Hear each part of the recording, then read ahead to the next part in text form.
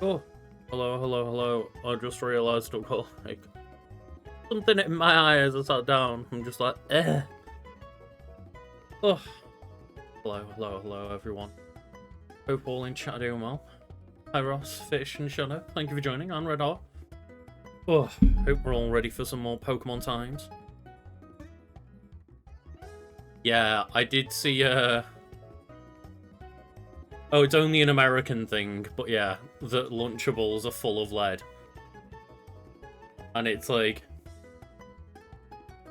yeah, it has a 74% of the maximum allowable dose of lead. And it's like, A, why is that a thing? B, especially in like what is primarily marketed as a children's product. Why is like, even if it was like, well, at least like, you know, it's not a thing that's allowed in kids' food. It's like, no, this is a child marketed thing that admittedly, like, even, you know, I've partaken as an adult every now and then in a Lunchable or two, but the fact that, yeah, there you go, how dare you. What's got lead in it?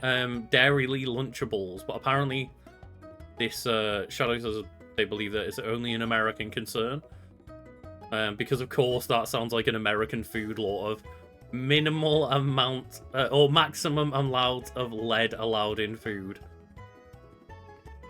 It's like, what a yay!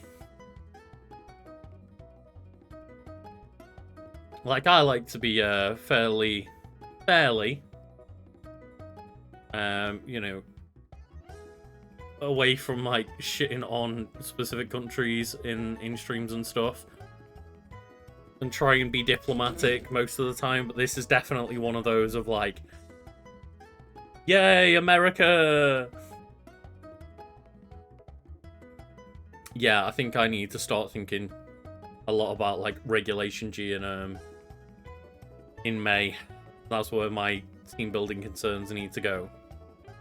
Today we become the elite. Today we hopefully become the elite. Which reminds me to get up the Nuzlocke tracker to just make sure that we've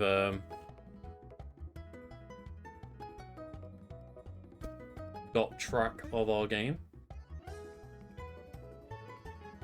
And just mainly so I can keep an eye on like what big battles we've got left, which is Ulfric. Then it says Serena, but I think because we picked female, it's actually Calum for us on Victory Road, and then we've got the Elite Four and Diantha the champion. So it is literally Wulfric this final, Jim, then one last rival battle, Elite Four champion. Those are the big battles we've got left.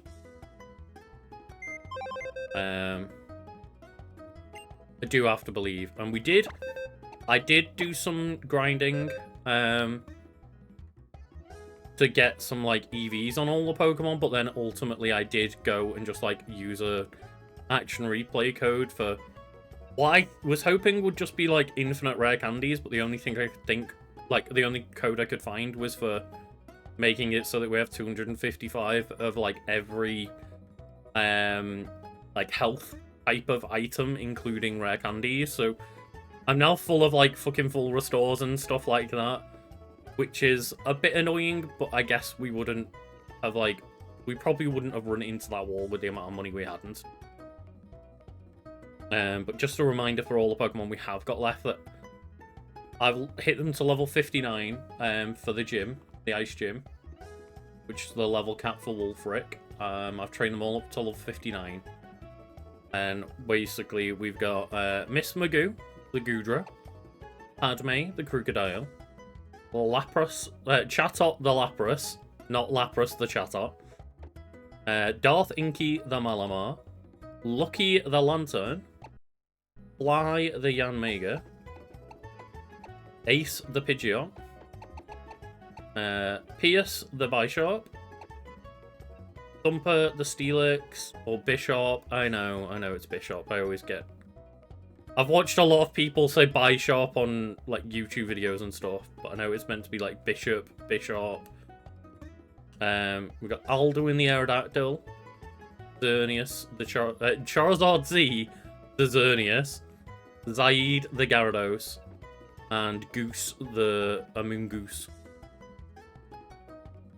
Which, I've basically put the 6 in the team at the moment that we're going to use against Wulfric. Because it is, like, water and ice Pokemon. Mainly ice Pokemon. So I've gone for those 2 steel leads of, Bisharp and Steelix, Thumper and Pierce. And then kind of... It's one of those of... Yeah, Aerodactyl's a rock type, but also it's flying, so it's not super good against them, but it's not super weak against them. Goose might be useful for some of the, like, potential water types that they have. Because, like, I think a lot of the time... It's actually not this time, to be fair. I was going to say most gym leaders seem to have, like, you know, like a Walrein, which is... Walrein is, like, water and ice. And then... Yeah, just kind of like one of those weird things of, oh yeah, well, it's, you know, sometimes there's water, but apparently Wulfric has a Bomber Snow, a Cryogonal, and an Avalugg. 3, well, a Grass Ice, and then 2 Ice Pokemon. Aldo in the Aerodactyl is a good one, yeah. At the moment, I don't have a plan for another Nuzlocke. The plan for now is to, while the new regulation comes in for Pokemon, like competitive stuff, is to basically just say, hey, I'm going to do a little bit of every single Pokemon night is going to be competitive battling for a little bit after we do this Nuzlocke.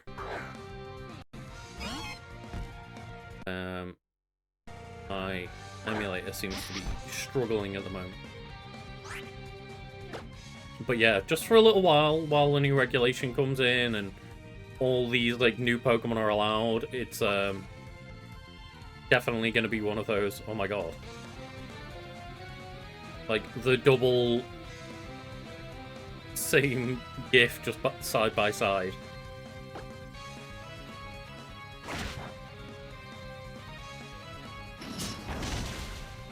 Oh, we've gone through Pokemon Fusion. Like, we finished a run of Pokemon Fusion, but it wasn't a Nuzlocke. So that was what we were doing before we started this run, was actually, we'd finished the Pokemon Infinite Fusion run. But yeah, I just gave everyone a decent moveset, kind of just PP maxed a bunch of Pokemon. Give them extra power points, or, you know, people get other thoughts in their head, give them extra power points. But yeah, like, hopefully we should be set up now for this stream to just kind of blitz through. Yeah, the Fusion playthrough was great, and, like, that game, A, is one of the better Pokemon games I've played in a long time, and B, just continues to seemingly get better and better.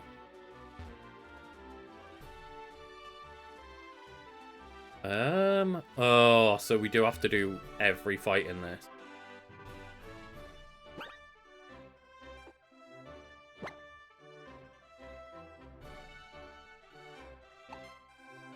So I wonder if that is still activated. It is, yeah.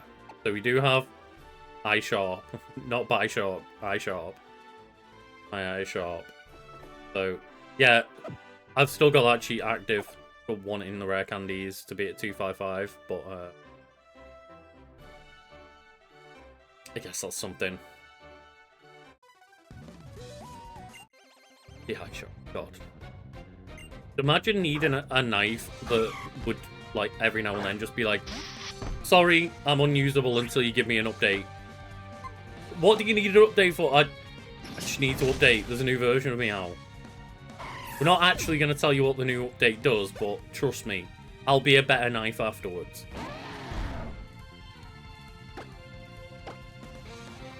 Oh no. Oh no. Oh no. Oh no.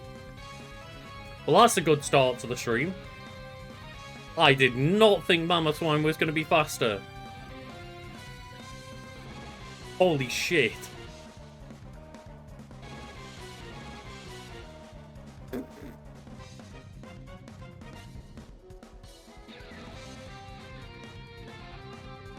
Fuck. I just thought it's 4 times weak to steel, we'll outpace it, kill it in 1.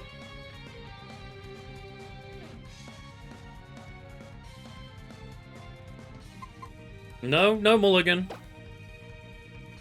Just as we were talking about how we like the Bishop, it's like... Fuck, man. Let's go in.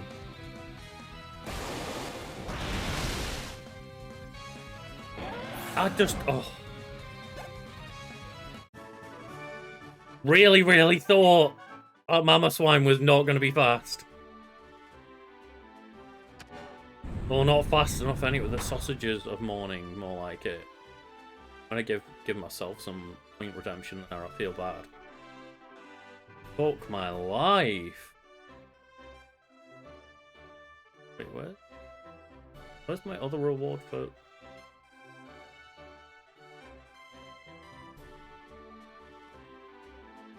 I blind, or show me more sausage?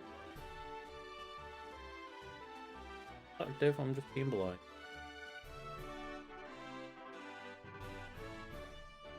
Yes, you did. Like bye Butterfree moment of just like bye short. I genuinely just a Mammothwine came out. I pressed Ironhead thinking we would move first and kill it in 1, and Mammothwine Earthquake does before we could move.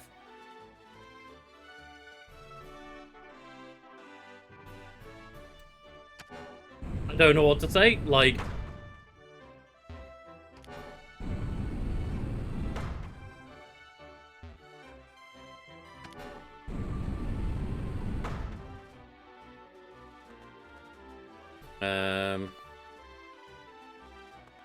So we need to... No?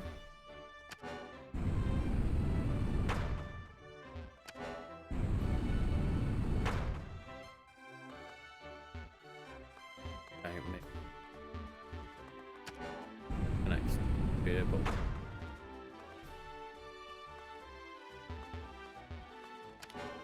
Yeah, we'll do a proper like screenshot of final graveyard.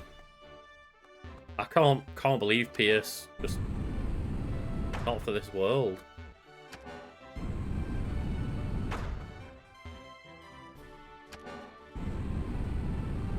That's like legitimately a bit devastating.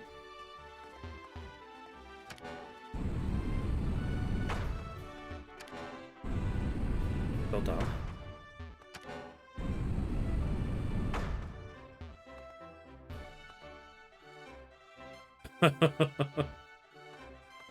Just a reminder of what once was. Okay, so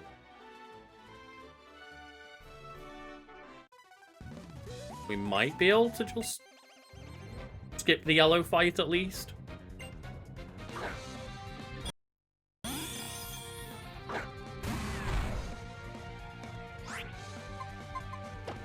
Okay.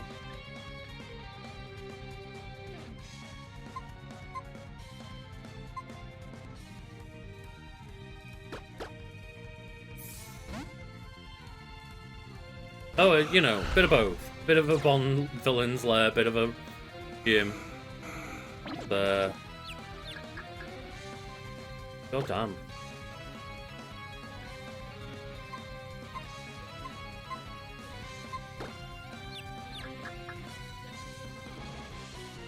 Absorb some power, powers all up.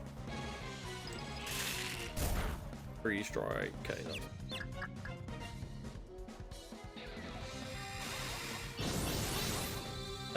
Goldfinger is a Bond villain, yes. Because Goldfinger's the one that... I'm not 100% sure on my James Bond lot, I've not seen that movie, but I think they're just... They can, like, touch you with their gold finger and turn you into a golden bird. Like, gold. Yeah, like person covered in gold and you die. That's what happens, right? I'm pretty sure it was Goldfinger that was, I think so. I've not seen the movie, but there was a Mythbusters episode very early on. Yeah, that was what they did the myth on. If you painted a person entirely in gold, would they stop being able to breathe because their skin like suffocated them, and they did a thing on that and proved that was a myth and not real. But I wasn't sure whether like that was because of he had some supernatural ability to do that to people or not. He just loves gold. I thought he literally had like a gold finger kind of thing. Because, you know, of course, those James Bond movies are absurd. I believe that.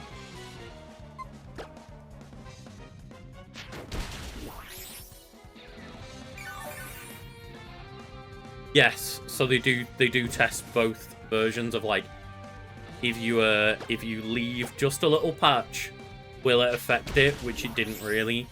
And then if you paint them entirely, will they die? And it's like they had some elevated levels of like heart rate and felt a bit sweaty and stuff, but it was nothing considered dangerous.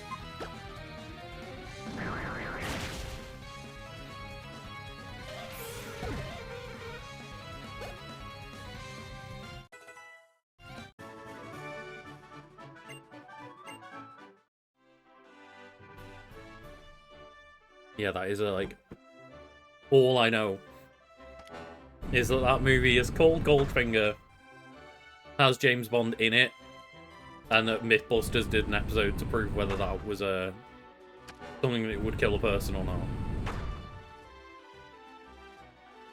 So we do need to go do the yellow fight.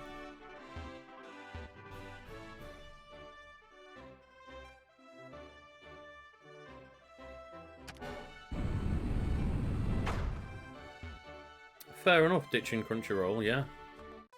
Like, it's always better to have as few subscription services as possible. They should not all just be sitting there eating up at our cash flow.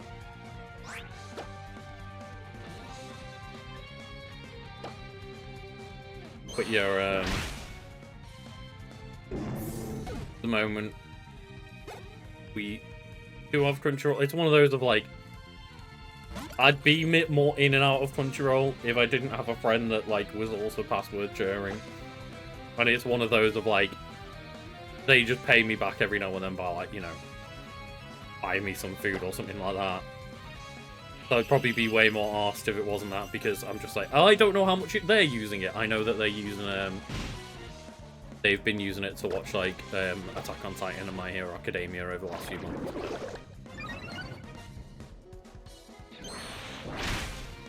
One Piece didn't keep the anime. Did they not? That's not something I've ever really noticed, to be honest, with One Piece.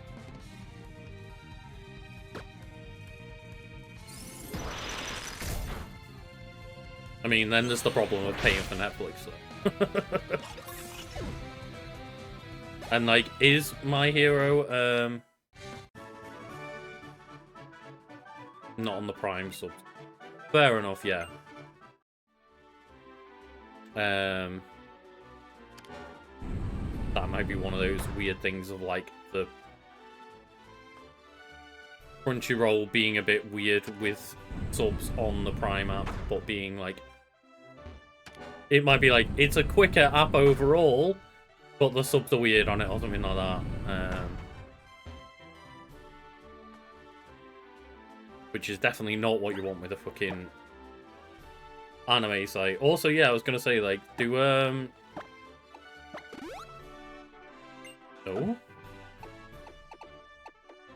My full restores have, like, doubled themselves now. But, like, things like My Hero Academia, is it dub only? Because I remember early on with Netflix when they had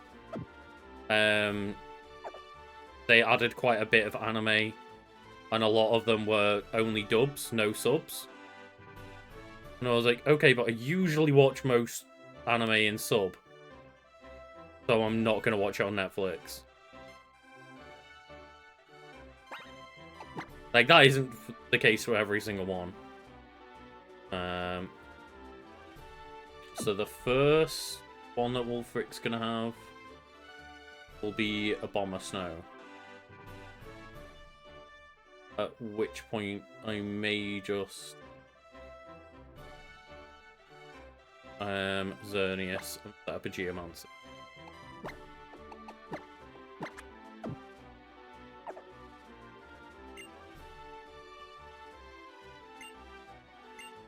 Don't know what Guyver is.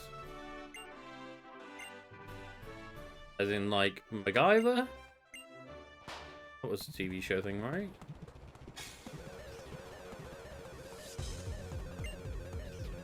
So it should be a Bomber Snow where we can then get set up with Charizard Z. No warning.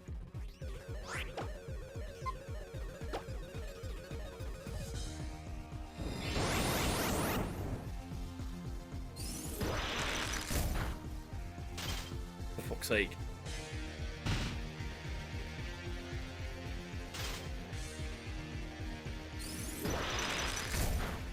Twice we've been frozen as Charizard Z now. And it means we can't even get the Geomancy set up either. We're frozen for the second half.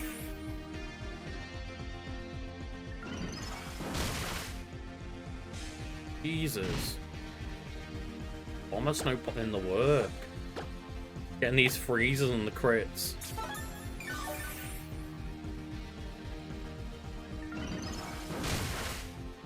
Another crit. Jeez, fuck me. Also, is this Hail Forever?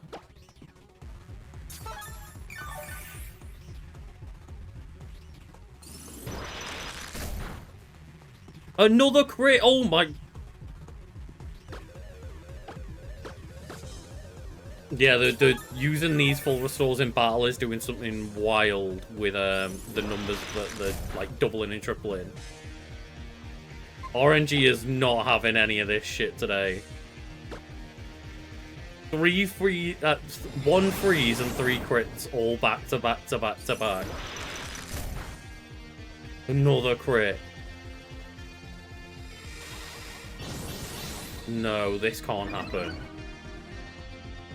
If it gets another fucking crit, we're done for. There we go. And we're frozen!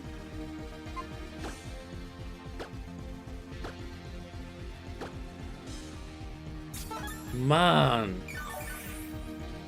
Fucking rolling ones all over the shop. Got the Geomancy set up now, though. This is Bomber Snow bullshit.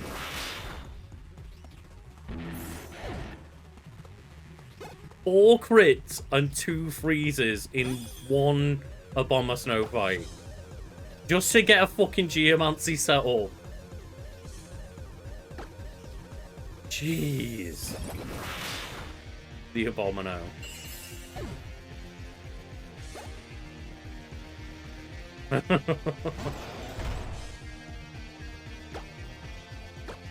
It's like...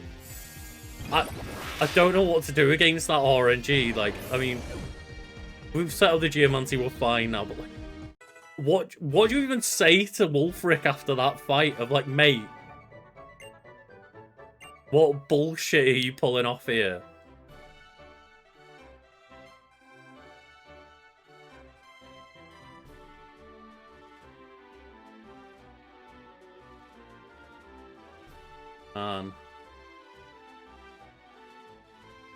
It doesn't actually say that they've got any items on either.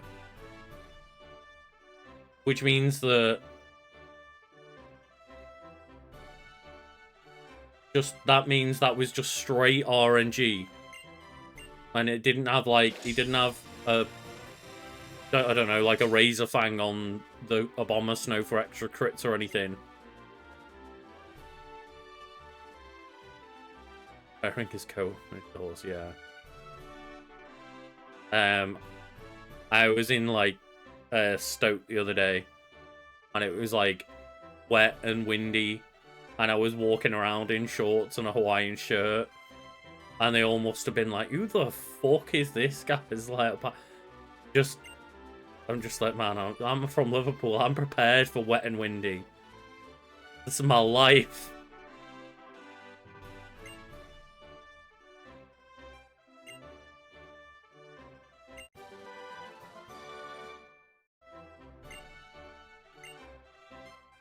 What is it? Ice Beam.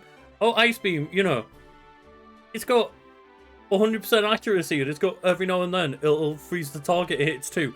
What, 50% of the time? Jesus.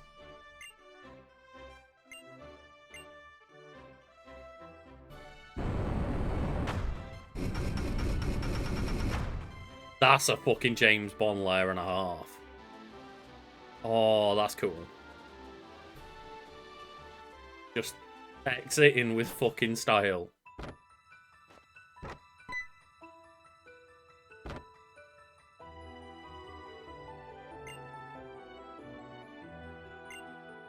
And some sort. Just start, I guess that means you're off to the Pokemon League. I am indeed.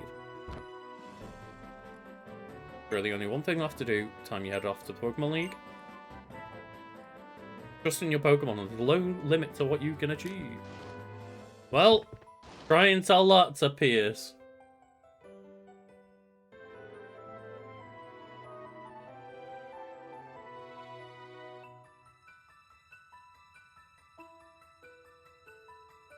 Pierce, I'm sorry.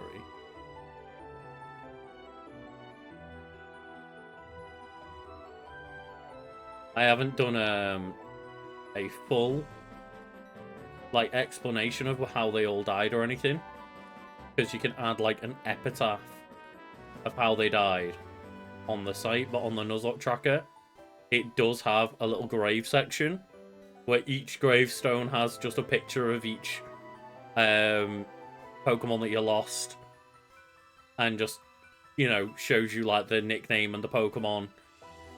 So we will have that, like a proper little actual graveyard pic to show at the end. How many would just be like, well, how did this Pokemon die? Carl joined the stream. Yeah, the Nuzlocke tracker's really cool. And one thing that annoyed me a little bit was it was like, oh, you know, the Pierce, for example. I was like, there's no way to add Pierce as a Pokemon because I got it in a trade from a trainer. And then you can actually just add your own things of like, well, I got this Pokemon via trade here. I was like, oh, that is actually really handy that if they did miss out on something, you can just manually add your own encounter to add. Old enough. Full little graveyard. Oh, Pierce, you were one of the good ones. Give me my black glasses back. You won't need them now where you're going.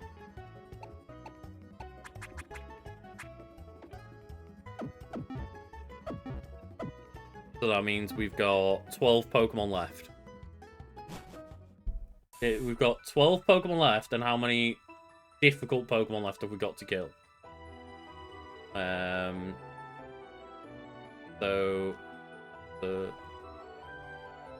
That means we've got 5 from our rival, 4 from each of the Elite 4, so that's 21. And then Dianthur's got a full 6, right? So 27 difficult Pokemon left to take out. And we have got Route 21 and Victory Road left to do as well.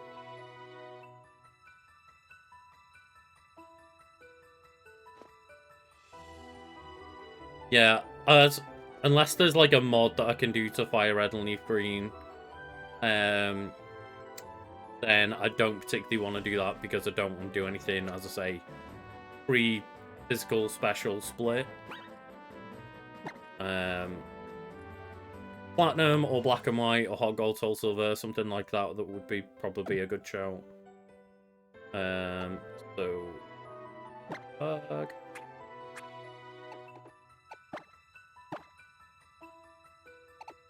we just want to do Route 21 Victory Road Pokemon League. According to my tracker, we haven't caught anything in Route 21 yet. That's exciting. What Pokemon can we find?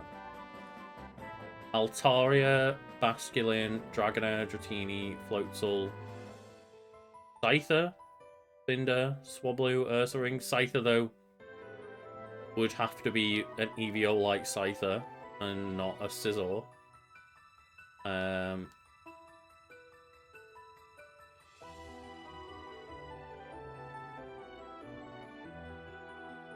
Route 21, Pokemon X.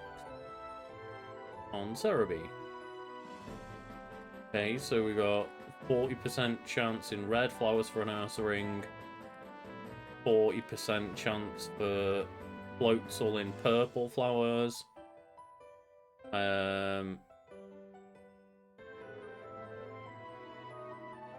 We haven't got anything that gives us a good chance of getting a Dratini or Dragonair.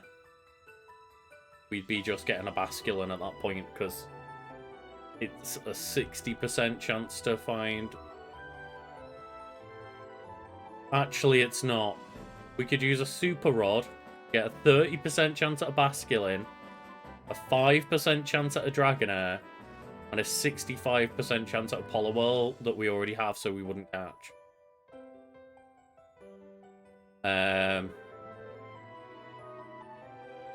And then Floatzel, we could just guarantee by doing standard surfing, because we've already had a Lombre. Those are the only two Pokemon you can find by surfing. We could do purple flowers, because we'd have a 40% chance at Floatzel, 20% chance at an Altaria, 10% chance at Scyther. But we could also end up with a Spinder or an Ursaring. And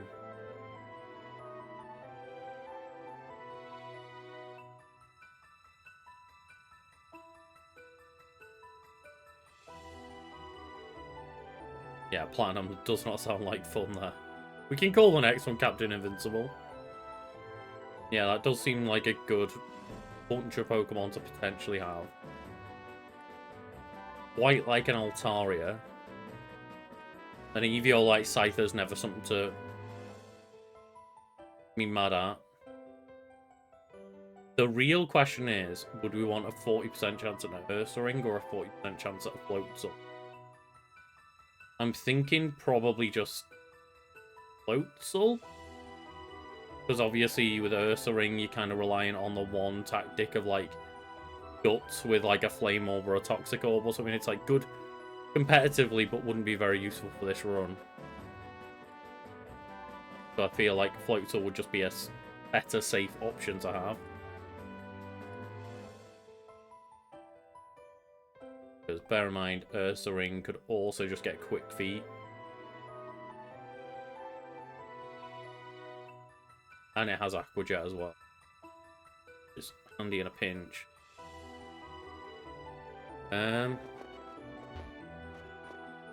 Yeah, let's try going in the purple flowers and seeing what we get. I feel like I'd rather have a chance to get this Route 20. How do we get to Route 20?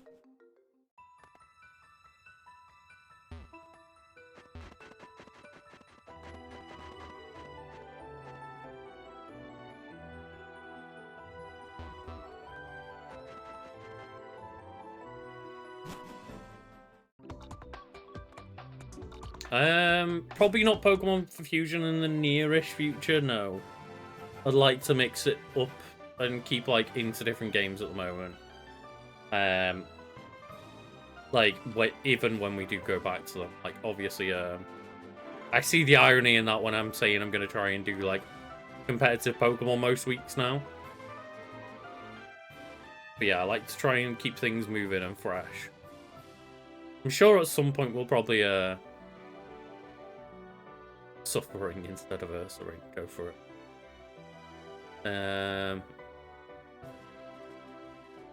So we were saying purple flower as well.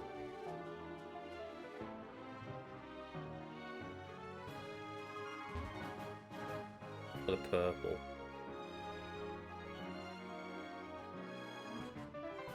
Where are purple flowers? Go away, please.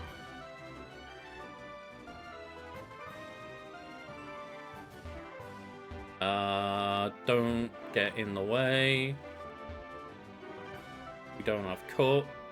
This could prove to be a problem.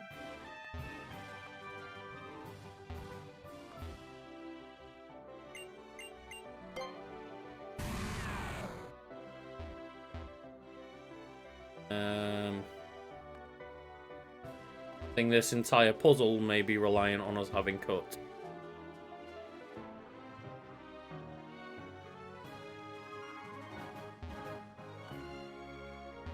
Seems as though it is.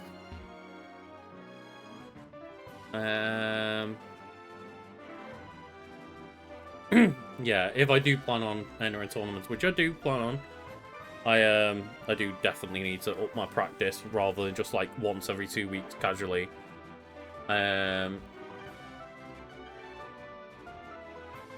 Pokemon X cut.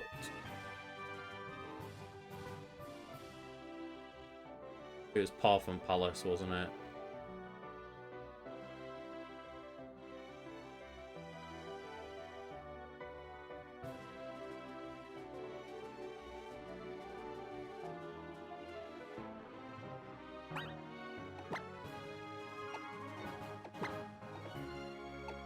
Okay. Right. I'm presuming Thumper doesn't have Fly. I don't actually have any Legend Account merch that, like, I think properly fits me at the moment, but, no. I'm hoping to be getting good and a bit of weight, like, rejoin the gym and that. So maybe I could by the time we enter some tournaments.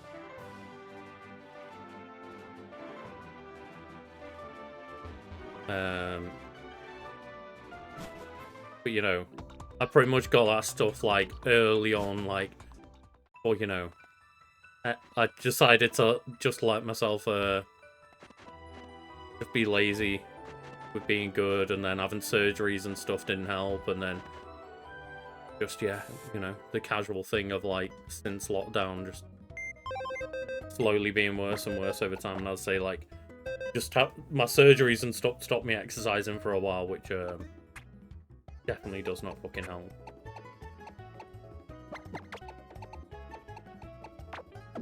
But I'd say, like, back at the gym now, feeling motivated. They weren't. The snakes were just all up inside. No changes to my team at the moment.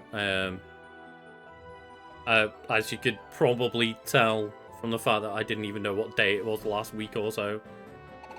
Just the whole, like, preparing for wedding and all that jazz has very much thrown me off and kept me busy. So I've not been touching Pokemon lately.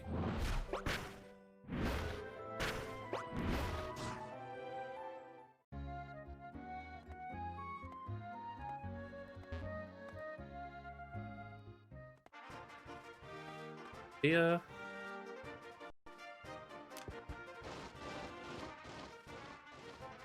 This is what I mean. My entire, like, everything has been completely thrown off. Also, I meant, if I said last week, like, the last week or so. Like, my brain has not been functioning.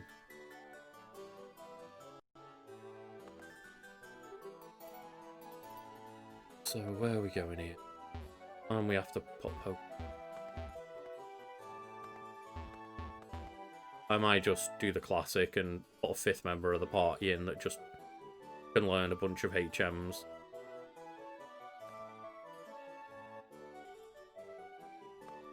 Also, we don't use the traditional Pokemon community terminology for that in this chat. Because it's not a very nice word. Yeah, I was like thinking of making a team based around the what you call them, the like 3 Paradox Beast Pokemon that I trained. But I'm kind of waiting for Regulation G at this point, and just kind of like don't want to do too much, apart from like thinking about what I might do with those teams. Because I'm just gonna like turn around and go, yeah, I built a brand new team. Oh, okay, that team is like now completely useless because Kyogre's in the room.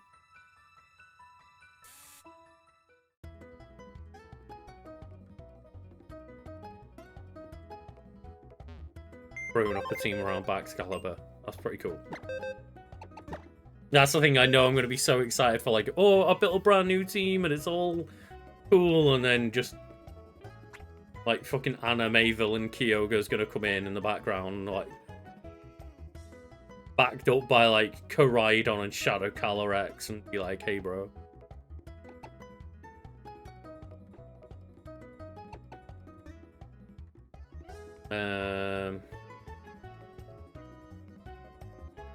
So, probably a water Pokemon. And Hollowell. Learn a bunch of HMs. Can't learn Cut, so that's a bad start. Strength, Surf, Waterfall. Of course I can't.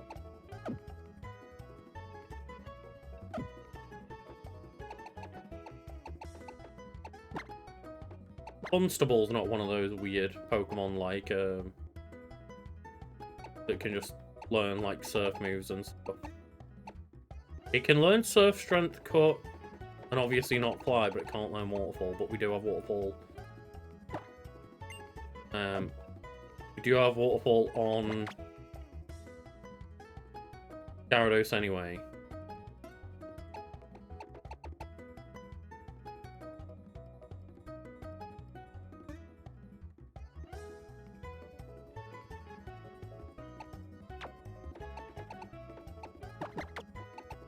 Maybe we'll put it in instead of Pidgeot, but...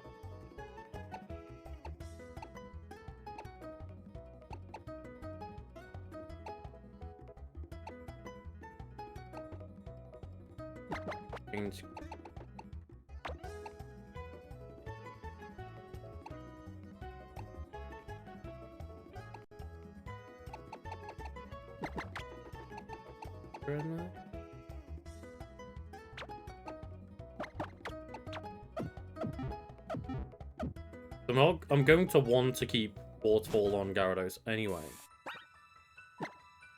Is my thinking. So if we can at least teach Bunstable, Cut, Surf and Strength, that's not too bad.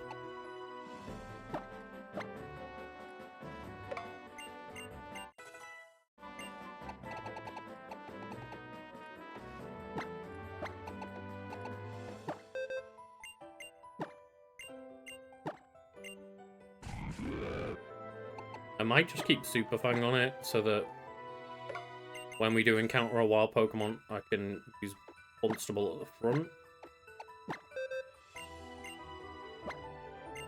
And then just half the health instead of having a chance to kill them.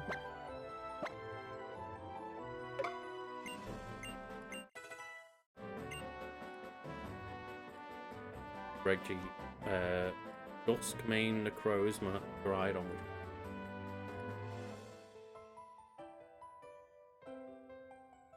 Duskmane, Necrozma.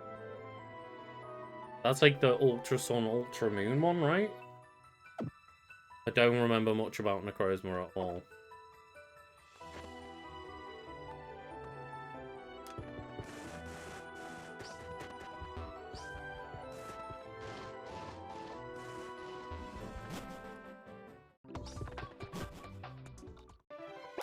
Steel Psychic. But... yeah, one of the one of the few legendaries that I do actually like the design of is Lunala, so I was thinking about trying to make Lunala work, but obviously Lunala does not work as well as a lot of other legendary Pokemon. Never really been hugely used or anything.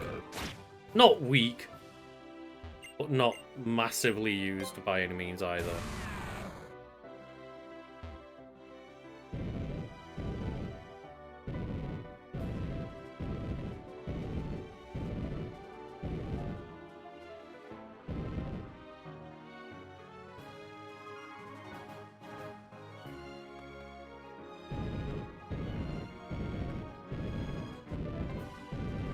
This.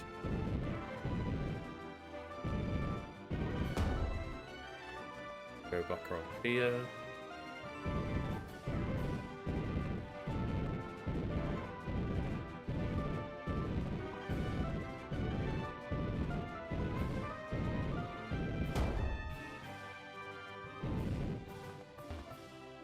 Here first.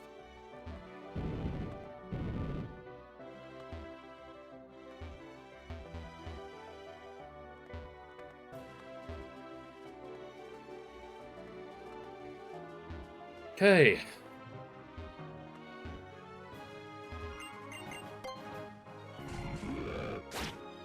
I mean, Cresselia, can Cresselia not be used already?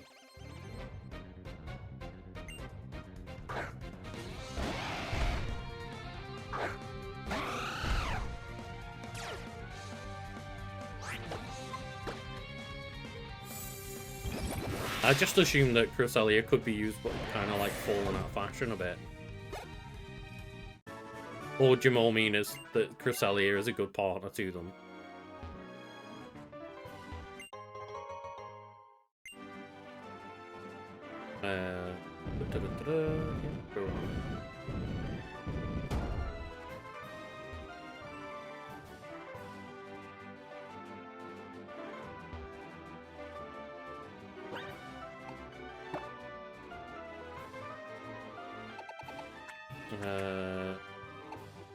Well...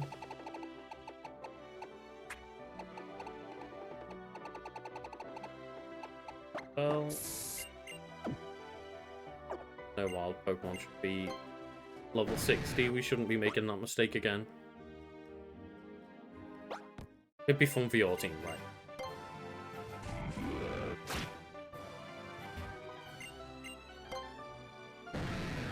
Yeah, it's just making sure, like, Cresselia's not also just been, like, locked off and is going to make a big comeback either, is it? Not another thing I have to worry about.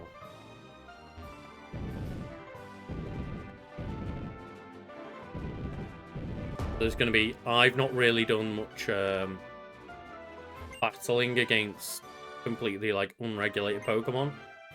Or against regulated Pokemon, sorry. So I don't have much experience at all fighting all of the ones that are like the Necrozma and the Kyogres and all this, and Calyrex and all that jazz. So I'm going to be having to make a lot of notes. I'll do a lot of learning.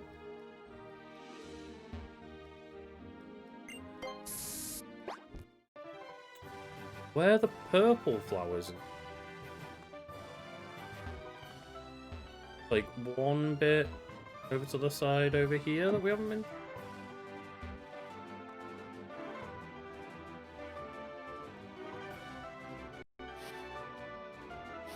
Past the red flowers, maybe.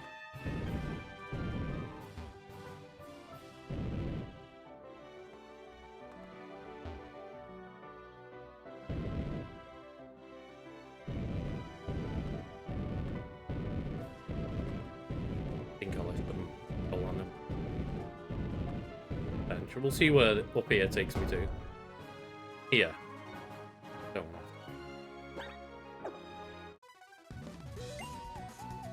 Pardon, Aurorus. Okay. I mean, Smeargle's always one of those weird ones where, yeah, obviously it's a weak Pokemon, but the point is, like, if you've got it in the right team, all it is pure utility. Just, if you need a Pokemon to do something weird, that, like, any normal Pokemon wouldn't have the ability to have that combination of moves, you've got a Smeargle there always. Fuck you with your yawn. Landlord.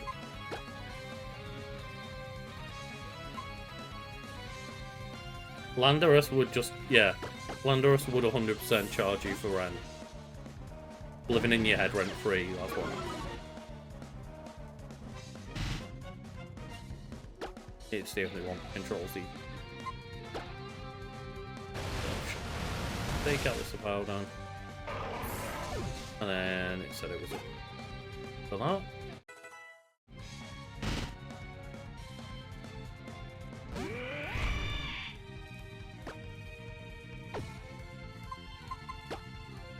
If by capitalist Pokemon you mean just it's the worst, like yes it is.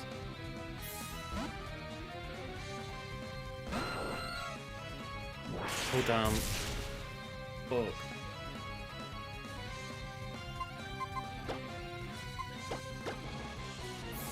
Thunderbolt.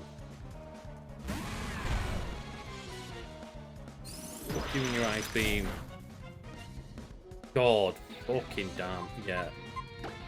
Thumper doesn't have the special defense for this. Just gonna get Charizard Z back in.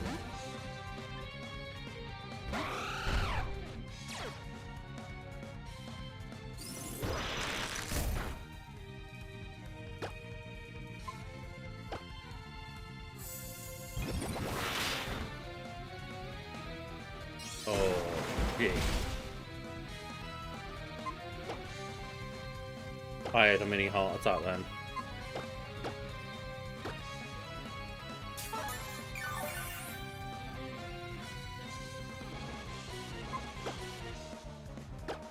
This Aurorus just needs to be ended.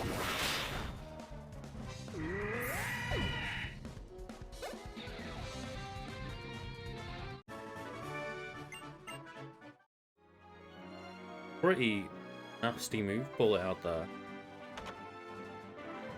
Who are you up here? You're a move to it. Pokemon, the strongest dragon type move. Our friendship is not strong enough to learn Draco Meteor.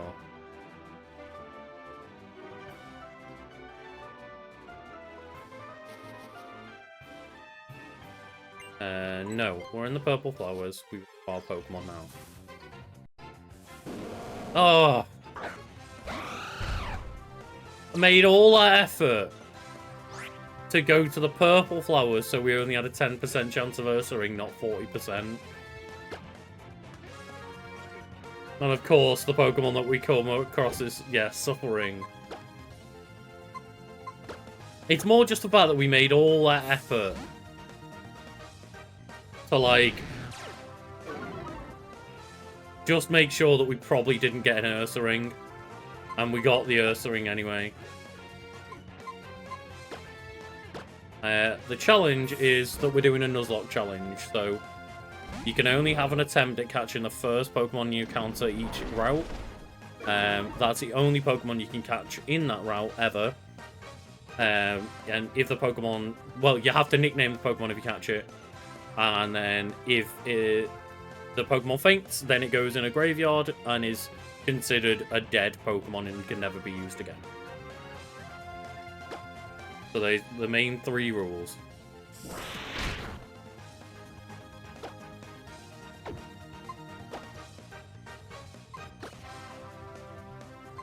Yeah, catch the only Pokemon you can catch is the first one you see.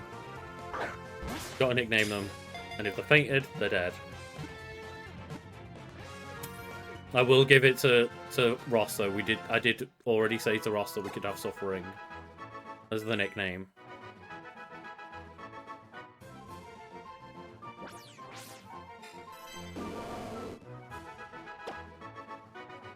It's gonna have fucking quick feet on it as well, isn't it? Just gonna do this to me.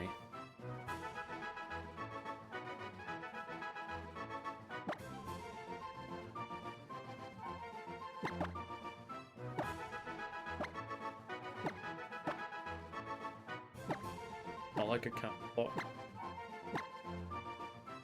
I'm spelling this right? Yeah,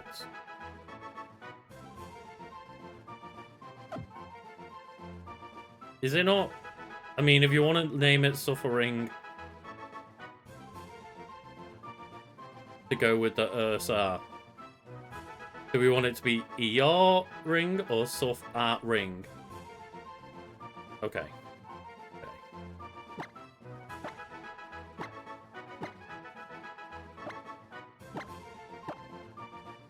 That more closely ties it to the Ursa ring spelling. Yeah, well,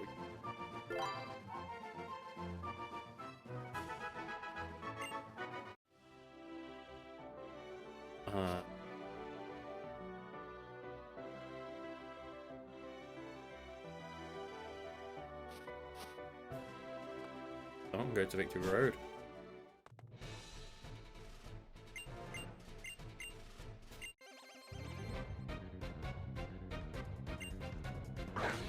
No one warned me about this fight. What? Normally they just check your badges and go, yeah, you're allowed in. You've played all of Sonic 06 that you can. Is that because it's all that you can stand to play? Or is that because there's, like, a limit on how much is modded?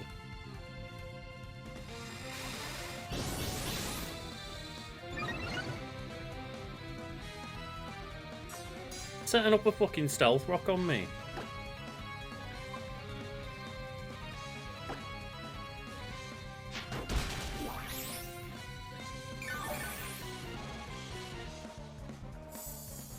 They haven't remade it all yet. I figured it might just be that case of, like, yeah, that it's a mod in progress and they haven't modded it all yet. It's fair enough.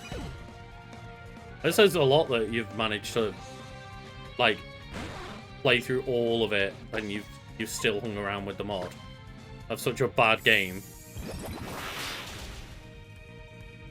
There's good things about the mod. I mean, he might not appear to be much of a gatekeeper, but he is literally a gatekeeper.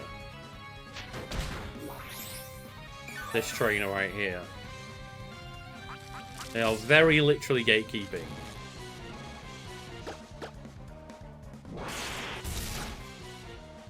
It might be interesting to see if there's another special move we can learn over the Moonblast though. Because Night Slash is fine as a move, but it would be nice to just have the option there for the sake of... I wonder if there's... Oh, hello.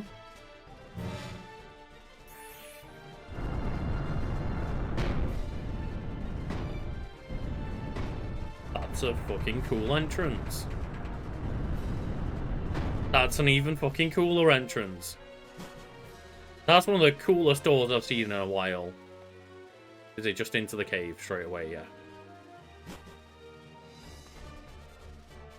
So what I'll do... Like, Night Slash is a fine move, but the fact that Geomancy doubles my special attack and my special defenses, like, I want to make the most out of having a better special attack rather than just that one option of Moonblast. But the Horn Leech is useful to just keep HP going.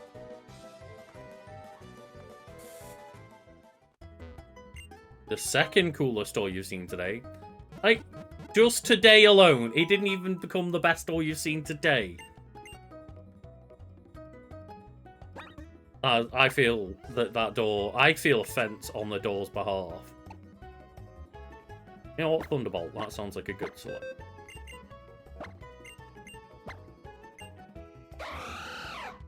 Door with the airbending lock in Avatar.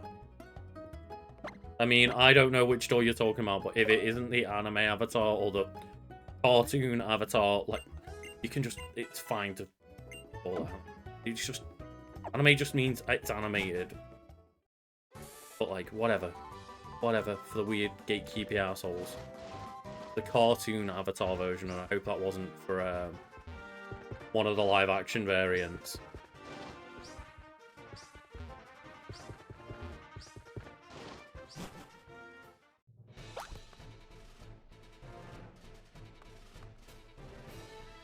know, it's the door to a area of the game where it could very much be ruining our day. So let us check Victory Roads. Tokyo, Kalos, Victory Road. So I did do a quick look, and there is one area that I want to just use repels until. I need to remember where exactly that is. Yes, so it is in the shaking areas on the outside. Because there is a percentage chance, it doesn't say what the percentage chances are. There are 3 Pokemon you can find. Fearow, which would be, you know, the no-no, the big bad. But also the other 2 options are Skarmory or Hydreigon. Which, to have potentially, like, I guess it's an equal chance or a random chance. The chance of getting either a Skarmory or a Hydreigon, maybe a Fearow. I think looking at all of the options we've got available, it's way better than going into a route where we have like a... I mean, is it actually thinking about it? Because... what did we get on that route? Because I was like, oh, it's better than any other option we've got. But we didn't catch a Graveler. Okay. So I was going to say there is one place here where the wild Pokemon chances. Gerda, which we've got. Graveler, we've got. Haunter that we've got. And the other 3 would be Druddigon, Lickitung, and Zweilous. Zweilous, yeah. So that would give us a chance, but there's also a 20% chance at a Graveler, so that would give us like 20% on a Druddigon, 20% on a Graveler, 15 on a Lickitung, and 5 on a Zweilous. So only 25% chance of getting one of the 2 Pokemon we'd actually...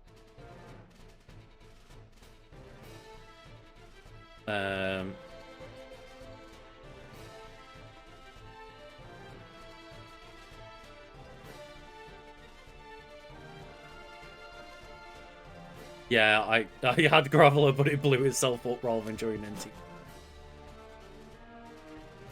So we are going to just repel our way through for now. So I'm going to say that I think it's better to have a chance at a Fearow, Skarmory, and Hydreigon than it is a chance at a Druddigon, Violet, or also the Lickitung and Graveler. Yeah, Skarmory's just a great Pokemon, so it would be great. And then, if nothing else, like Hydreigon, massive weakness to Fairy, but if we were just clever about where we use it, he's got ridiculous special attack.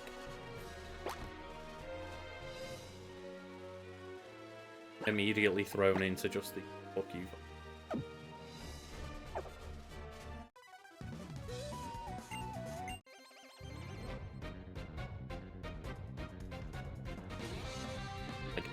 Definitely think those are the strongest options we got, haven't I?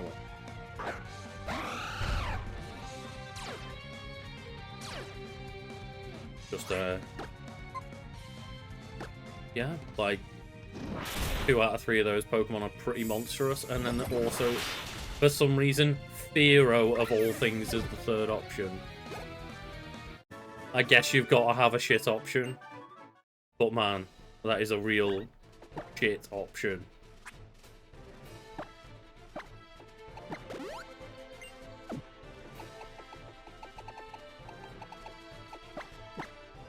So yeah, there is a good chance that it could just be a Fearow, but, you know, at some point you gotta just try and do your best to play the odds.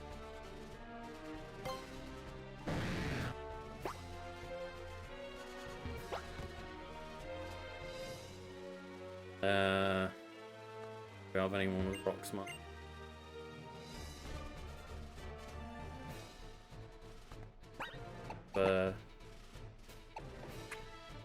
Pokemon. It isn't a HM in there.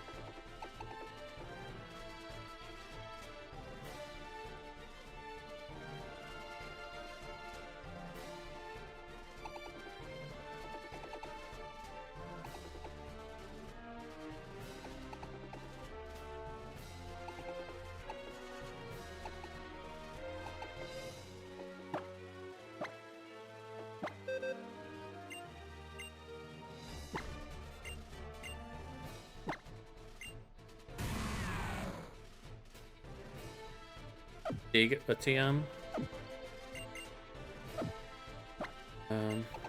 Dig. Dig is not a TM I have.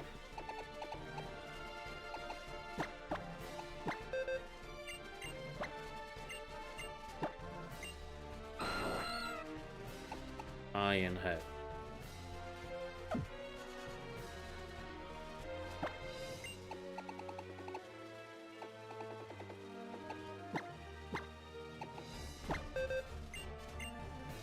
Mr. Magoo, surely you've got a TM.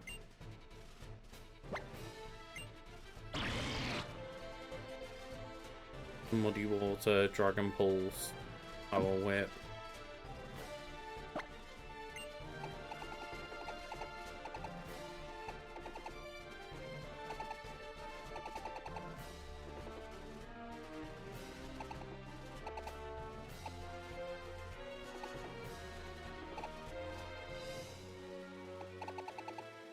No, just look at none of them. Oh well. That's actually a very good point. I didn't think about that. The fact that you can still get encounters from Rock Smash regardless of Repel. So it's probably a good thing that we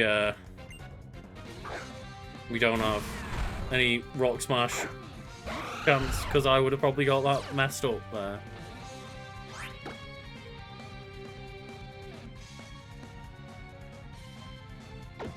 Yeah, probably bad. Do this. Get the Intimidate on the go. It's probably going to use a Steel move. Iron Tail, yeah.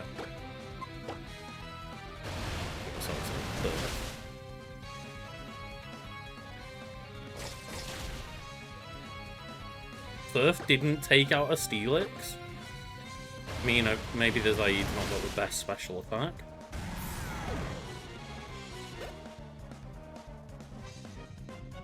Oh, well, shit, yeah, we do not want to be against an Electrode. I might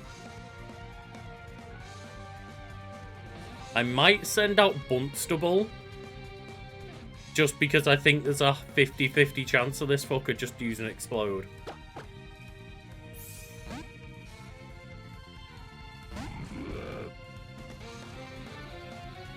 There we go. If it used an electric move, we've got the coverage of being ground type. If it exploded on us, I don't care that much about Bunstable. Yeah, it's the nice safe bet. Guess we can...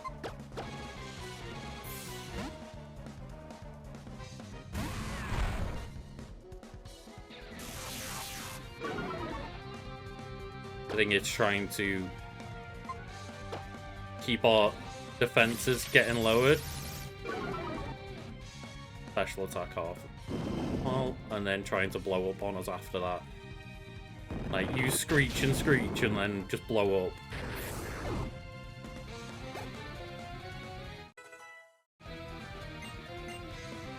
No, we're okay.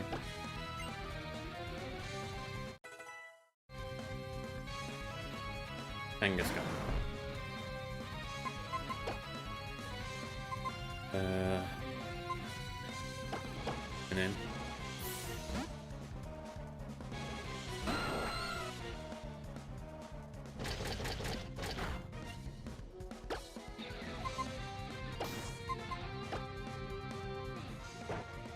we haven't used Mega Aerodactyl in a while.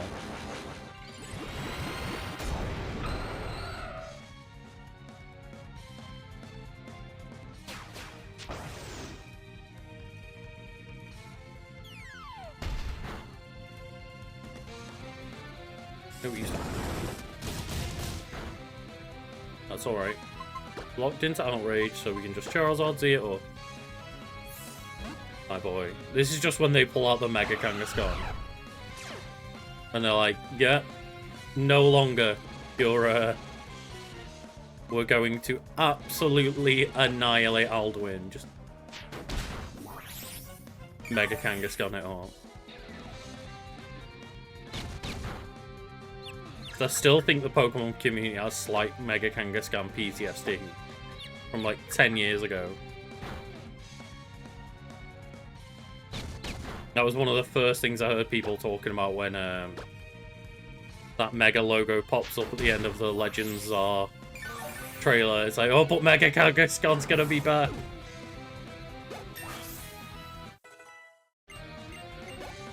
But these trainers in Victory Road, or at least, you know, this ace trainer didn't mess about. That's why they are an ace trainer.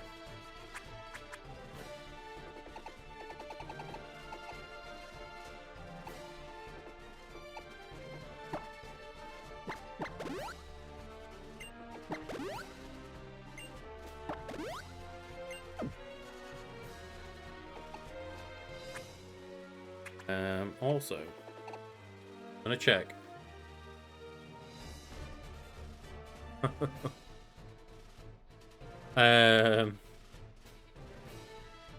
Earthquake TM Pokemon X. Probably want that for Thumper.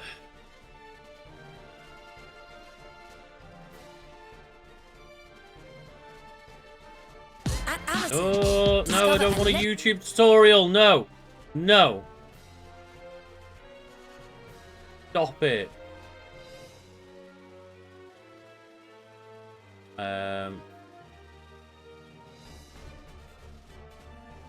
Route 22, you need Surf unlockable at the end of Route 22. The HM Strength as well to do the puzzle and receive the token, the TM.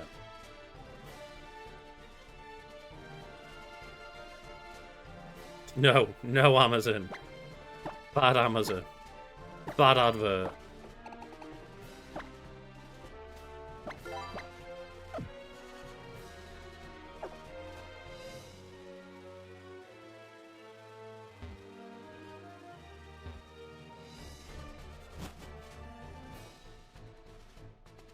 Oh, for real. Ah. Backpacker. Go for yourself. Take your Haxorus to your graveyard, please. I also... If anyone knows where the fight with Serena / Calum is, please let me know. I'm presuming it's right near the end.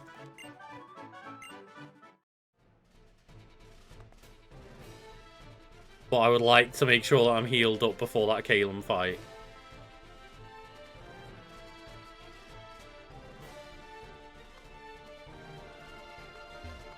Okay, but it says exit west, shaking area. Shaking area.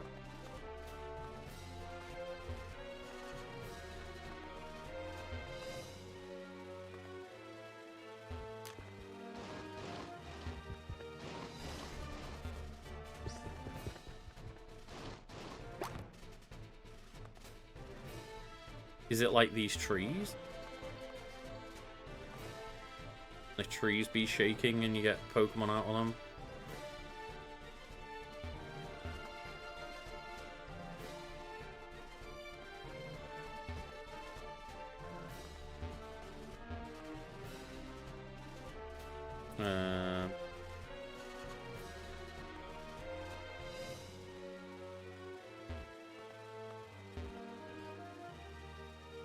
If anyone does know, like, just obviously let me know the answer, but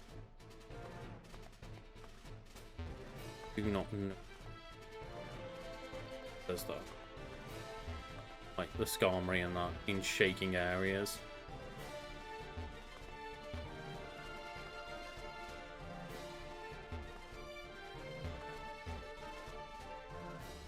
So I am right in saying it was like,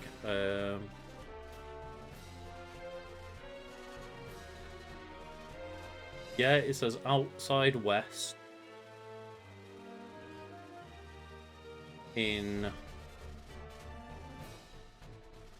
this area, you will find a trainer with a Haxorus level 58. In shaking areas,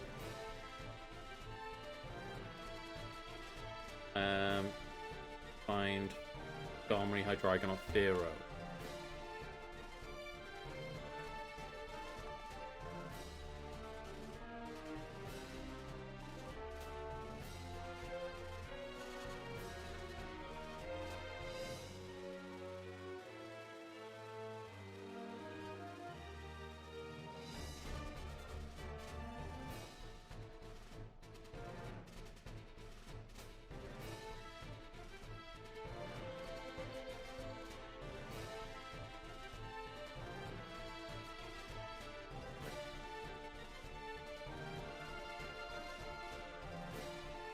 I like how the thing is like, yeah, it'll do this. I might just pop my head in here and straight back out.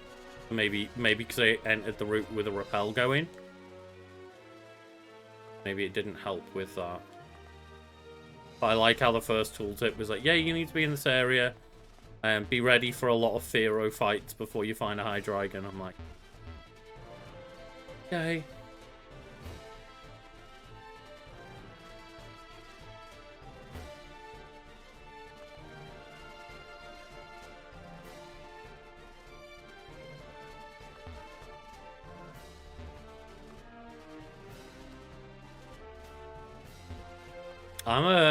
I'm leaving it there. I'm like, maybe I can, like, you know, be a thing that Carl and I do one day, is a battle off, but I don't want to do it here without him here. I don't want to do it without him here. That's all I'll say.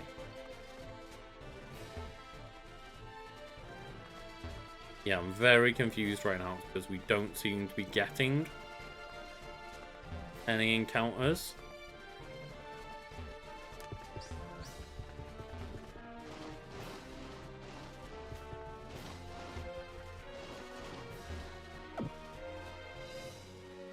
Tuna Monday, maybe, yeah.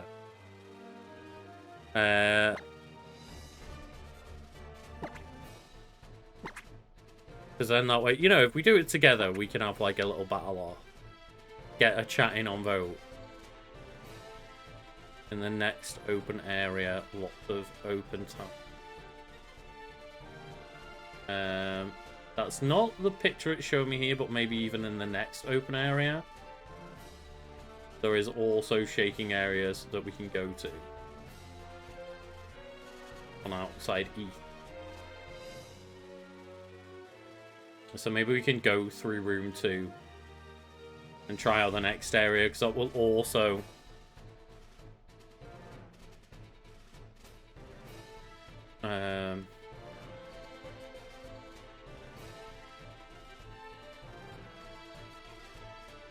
yeah, so Serena will be in the City Post game, but they are also apparently a Victory Road fight. According to this Nuzlocke tracker, they'll have like level 57 to 61 Pokemon in Victory Road.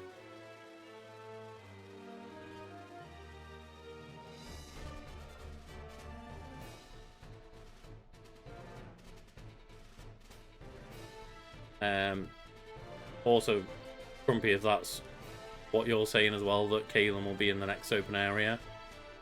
Is that what you were saying? Or were you saying that about the wild encounters?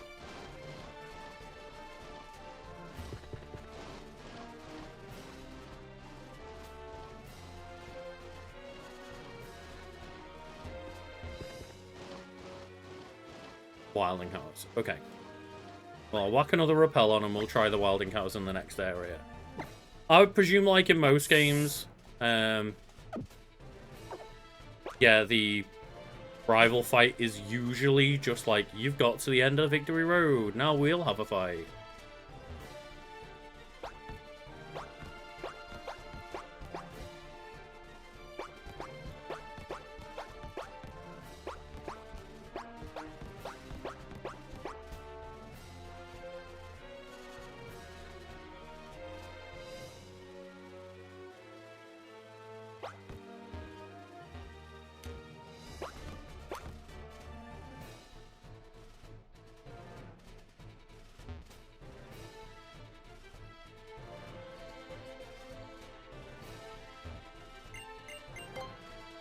I don't know why in my brain, for some reason, when I run past the spinners, as like the trainers that move left and right will spin around to try and encounter you, I always feel like I've got a better chance of avoiding them if I've stood like right next to them as I run past them while they're moving. Don't know why that is, but it's just, you know.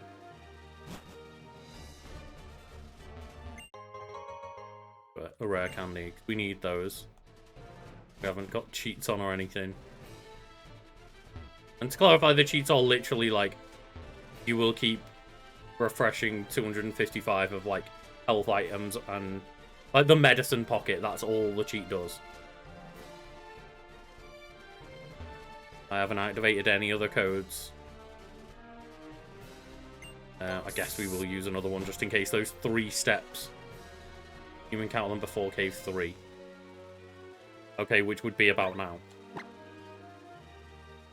So we are all healed up. We're all good. If that happens now, we'll be fine.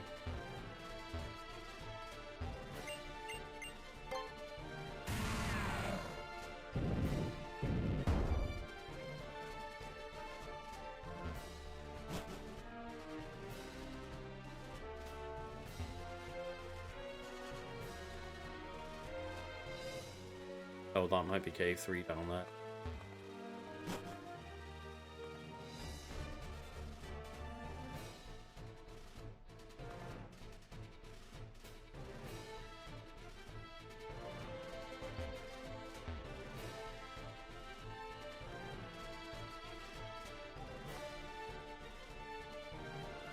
We didn't have to do it. Right, okay, yeah, this is... the potential reckoning.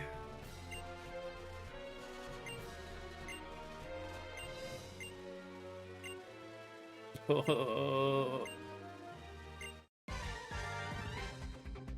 don't cane them, like, just don't.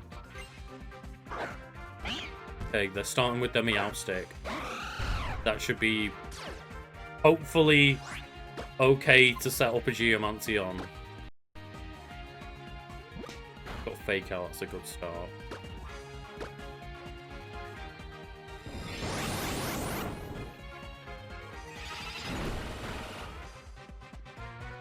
Still a pretty strong psychic, not the hardest thing. Right,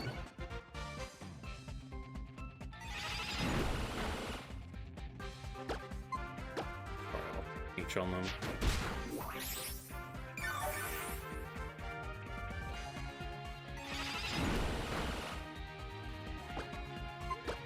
Just do our best. Get another Geomancy off.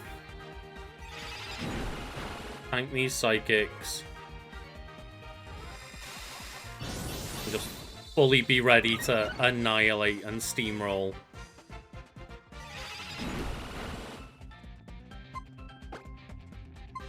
Get a Hyper Potion on the go. I'm not a legend though. I never was, it was all a lie. Thunderbolt. And now we should just steamroll Calum. And then from that point, there shouldn't in theory be anyone to worry about until the Elite Four now. After Calum is dealt with. Well no, I'm not a Kanto legend. It was always the channel. It was never me. It's all a lie.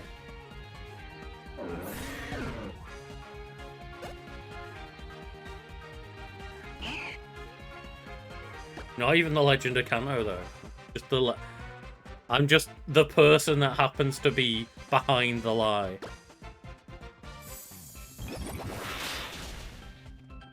I guess it's not a lie if I didn't even try and make it seem like I was a legend.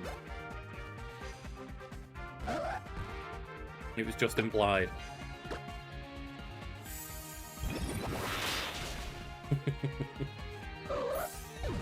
Just literally doing a Thanos and just hurling the moon at Caleb.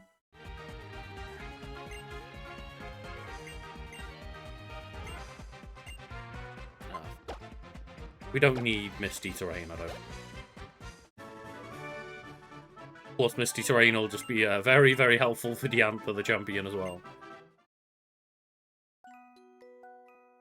I think you and I are like, we both like to murder each other's teams.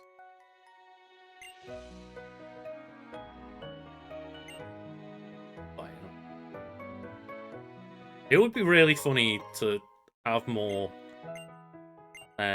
continuity between the games, of like giving yourself the option of like making it possible to bring in like your customized character from the last game to make it look as though this person's becoming a Pokemon champion across multiple realms, and just doing an Ash and starting afresh in each new region.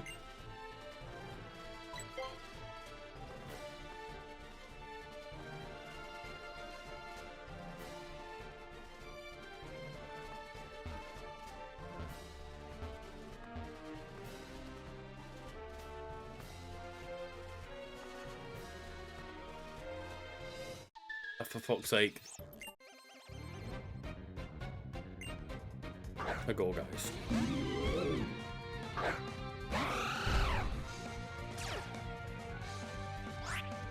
Quite small.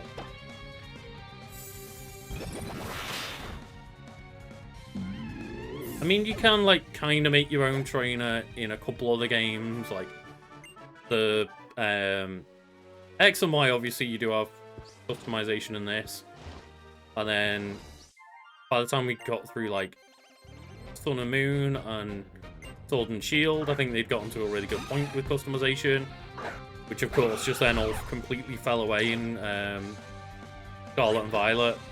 And they're like, do you want to pick from 4 uniforms and give yourself a dumb hat? Really? Sure. That's what we're getting. But yeah. I mean, obviously they've always been kind of based off the same very, very similar beginning set of choices.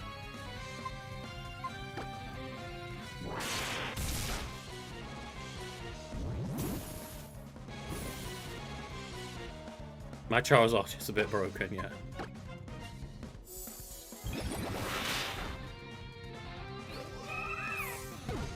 This is what happens in Pokemon Z when you evolve a Charizard, or Mega Evolve it.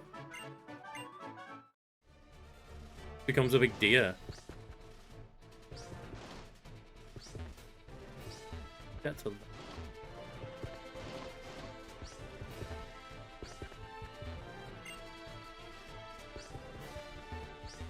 Very confused about this Ace Trainer. I think they're an Ace Trainer. Oh, they're not battling it.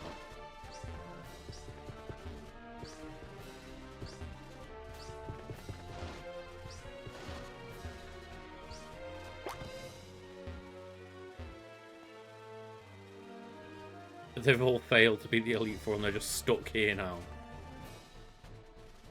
Pretty funny. Again, I'm going to reset the area with... not having a repel active. See if that changes anything. Maybe we do need to have Rock Smash here. To take down those walls. Those goddamn walls. Yeah,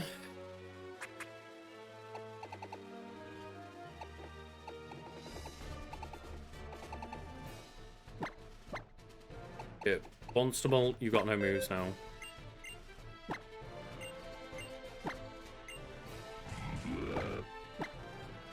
Great.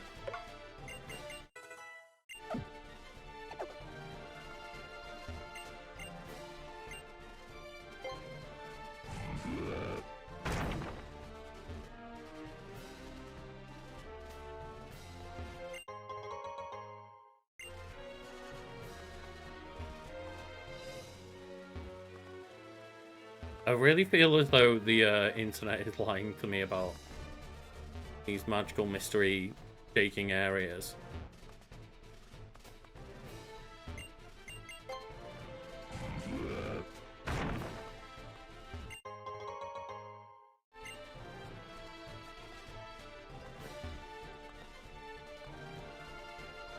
Wish we could just...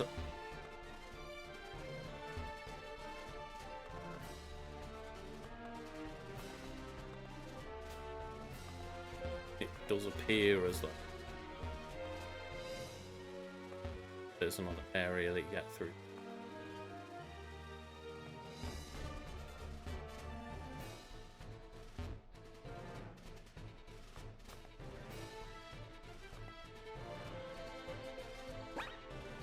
So once again, gonna use more super repels. We're gonna keep going.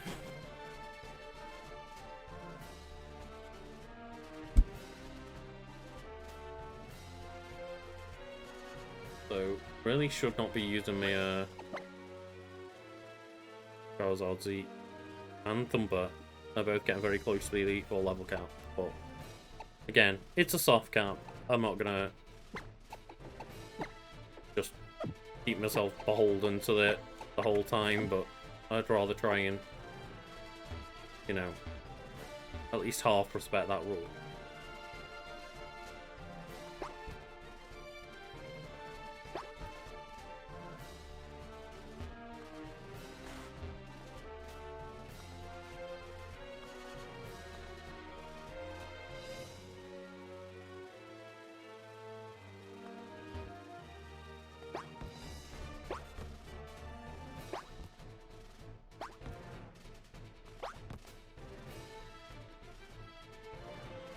Oh dear. Okay, oh no. All the store we don't need. Okay. Got 5 veteran.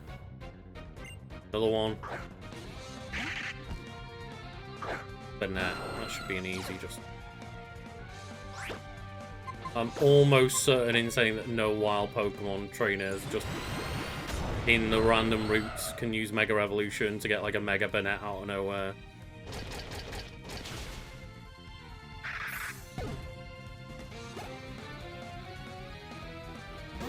Oh, Leafeon.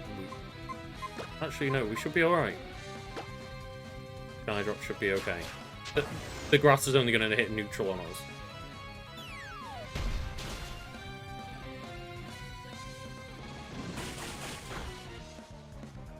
And that was a crit. Okay, so Skydrop. Be enough here. Here we go. Oh god, yeah, if it Destiny Bonded. That's one thing I do keep forgetting, that Ghost Pokemon might just have up the sleeve. Just the random bullshit moves of like, oh, well, you know, we should completely take out this Pokemon, it's fine, Destiny Bond, or just the, you know, the Graveler with the explosion.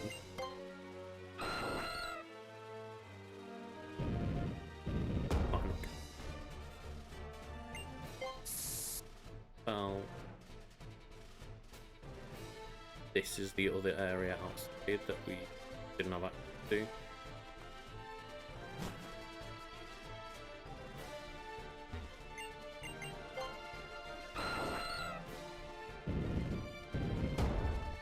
Shortcut way.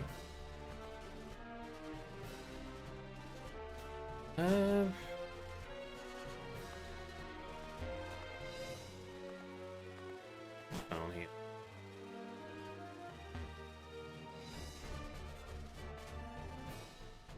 Ah, this will rock back to start.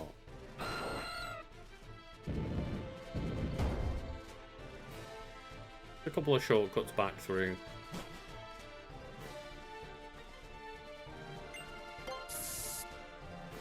I am very confused. For something I've not done. Means that we can't get these shaking areas to work.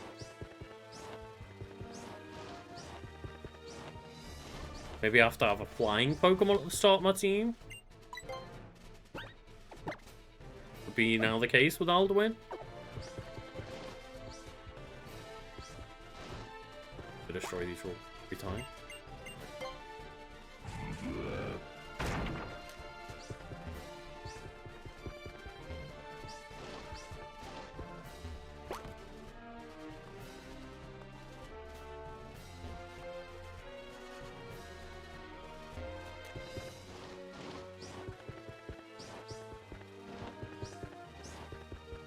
We're gonna do big cheats again.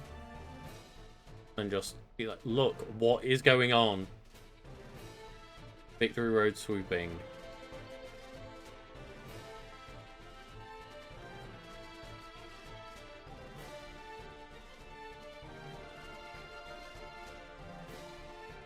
There's a chance they may occur in the same spots if you enter. If you leave the area and come back in, you have a chance of running into one of those Pokemon. Running around doesn't seem to do much. Go in and out of the caves to activate the swooping.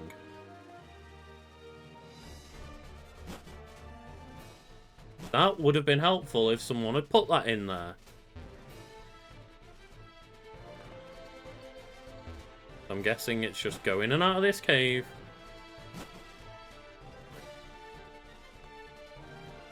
Check for those swooping spots by these trees.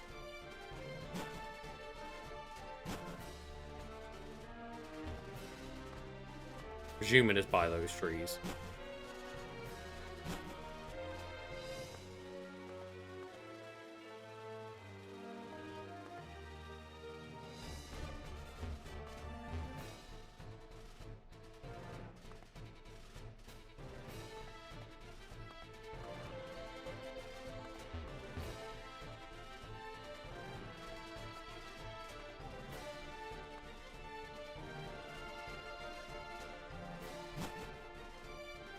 Just, I mean, didn't activate Repel again, did it? Unactivated Repel.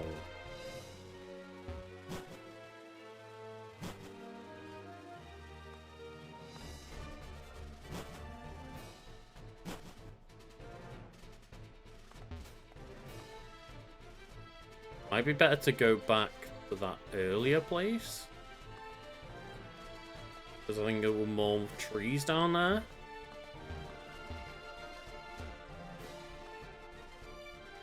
Do have to activate more repels yet again.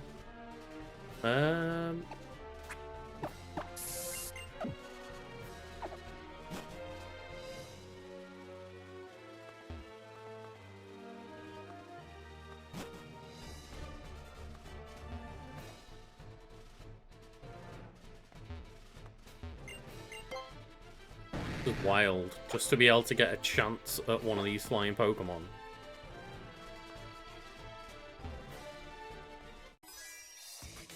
Great.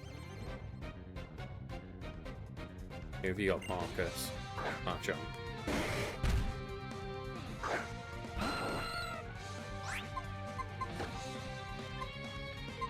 Blade, you're in. Final Four.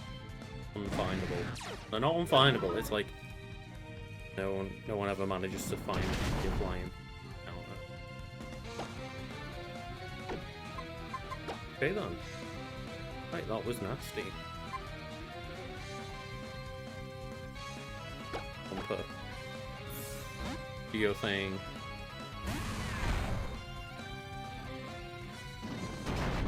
Tank that Stone Edge. Dear God.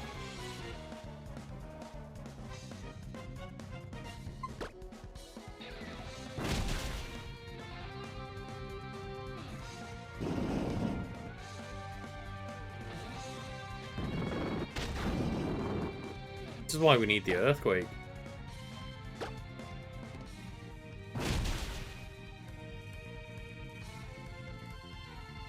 That Rocky Helmet does a lot of damage. I feel like they used to do more damage than it does now.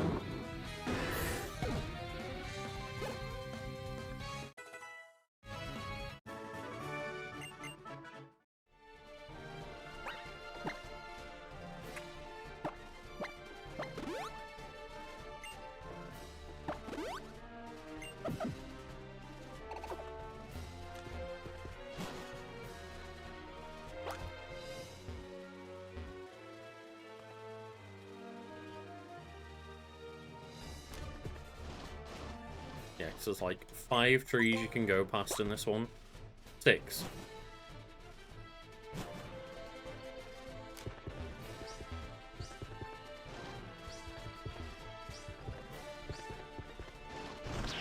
Oh, there we go.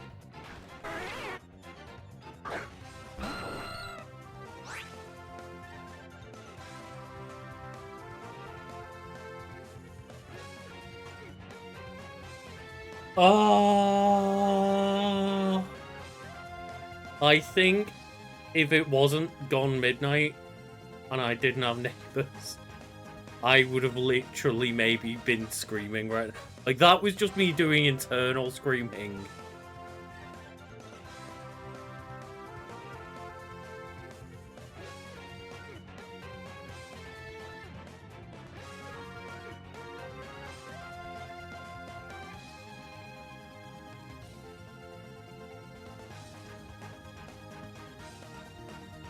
All of that. And what did I get? What did I get? A fucking Pharaoh encounter.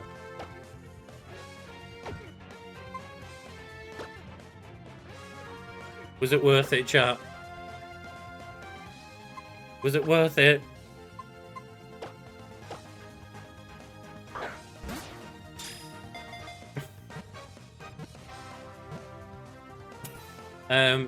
So we spent a long time trying to figure out how to get the flying encounter from a tree.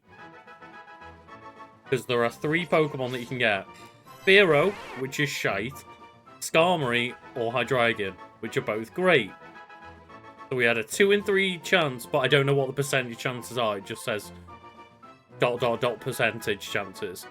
But there was random percent chance of it, like 2 out of 3 of them being fantastic Pokemon.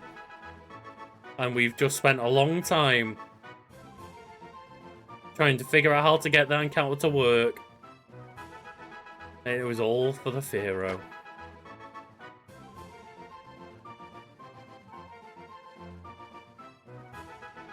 Why did Cerebi not tell me it was 77% chance? I wouldn't have gone for it. It just said it didn't give me the statistics on the encounter rates. I thought it was just like more random. I wouldn't have gone for... Oh, Cerebi. You've let me down. Like, normally my go-to site with every bit of information you could ever want. Wasted time, does that fit? It does.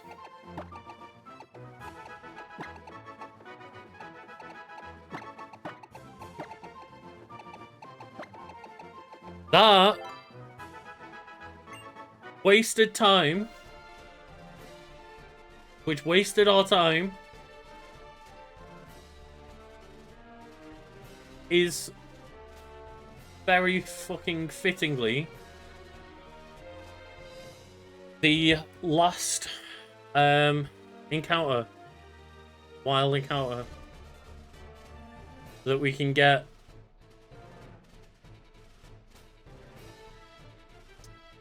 The only other encounter we can get is the Sea Spirit's Den. You have to have beaten the Elite Four to access it, I believe. The Spirit's Den.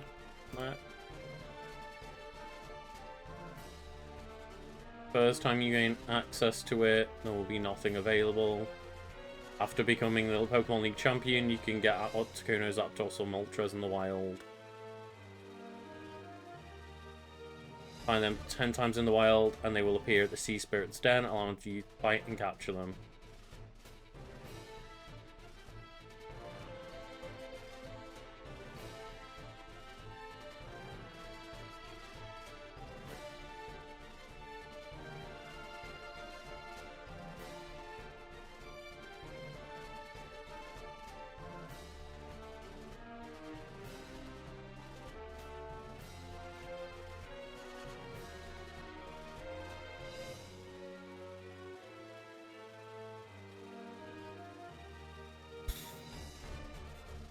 Could have got Elite Armory at 18.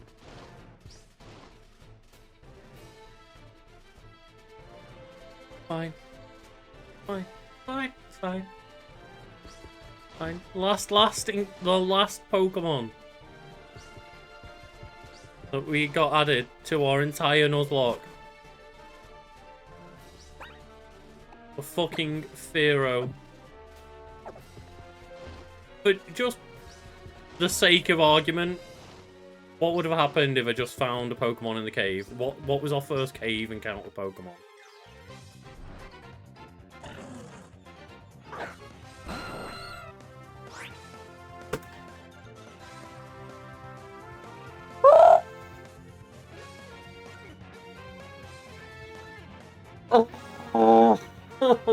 Oh no. That's a 5% chance. Oh, it hurts. I shouldn't have checked. I shouldn't have checked.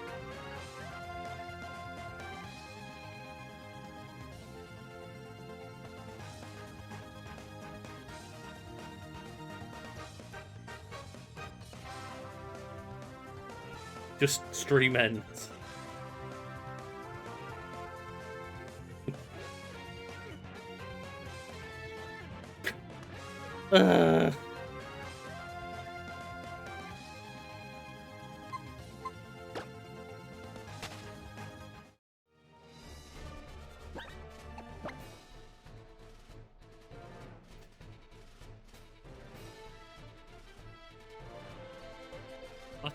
I don't want to see any more wild Pokemon.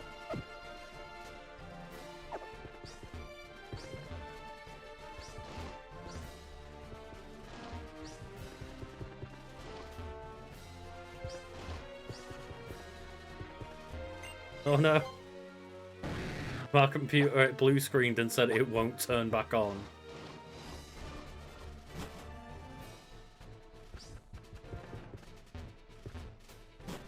Oh my word, like, you know what? If nothing else, it doesn't matter what that second Pokemon was. If nothing else, we got a fun moment out of it. I was waiting for, like, a Hydreigon sweep down from above.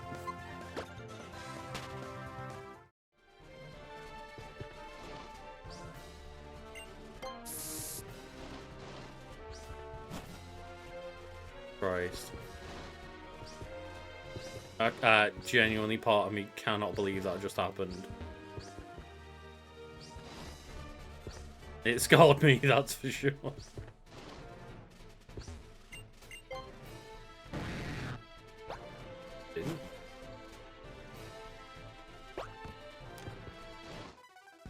Oh, another veteran. Why is it that they've got a shaved head, but then, like, not when they're in the overworld?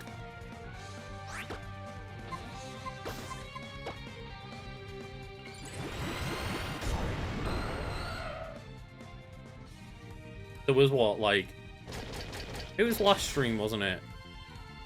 Where I think we utilised just, oh dear, Trevenant. Trevenant just put, like, the nail to the brain and went, no, I'm not, I don't want to be here anymore.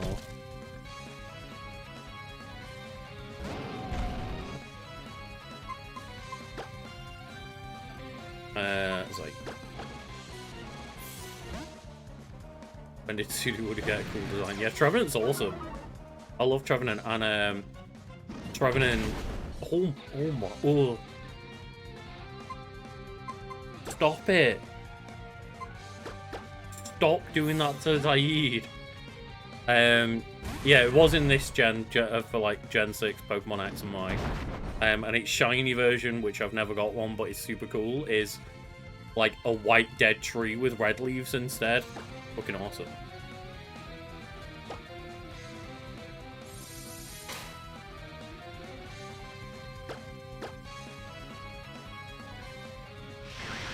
Just, yeah, the Sudowoodo horde battles would be terrifying of, like, oh, it's just walking around a forest one day and 5 trees came out of nowhere and attacked me. Same with the Trevenant, I suppose, but, like, Sudowoodo's meant to be, like, actually sitting there, like, stood still pretending to be a fake tree. I mean, I think it, like, mainly tanked that, Stone Edge because of the Intimidate, right?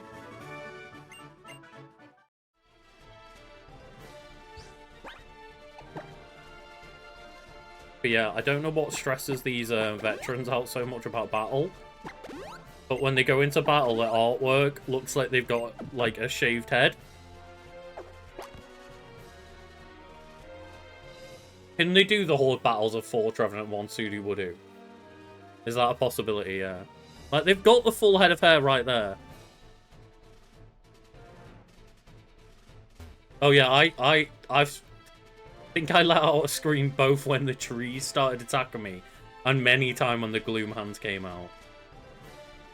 But yeah, I don't know why this this overworld sprite has the, like, full nice, like, you know, styled head of shiny hair, and then the veteran in the artwork has got nothing. Can I avoid this battle? No, I can't. Stone Edge does have a high crit.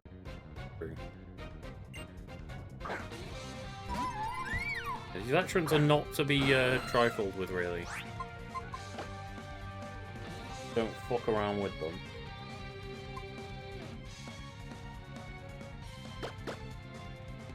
You may find out. The finale going so far, basically, like, the first or second fight we got into, we immediately lost. Pierce the Bisharp, or Bisharp, and then we had just a scarring Victory Road encounter, where I spent a long time trying to get the swooping encounter to work and find where the location of it is and stuff. And, oh dear god. Well, we did all that, and after, like, half an hour plus, we got a Fearow from it.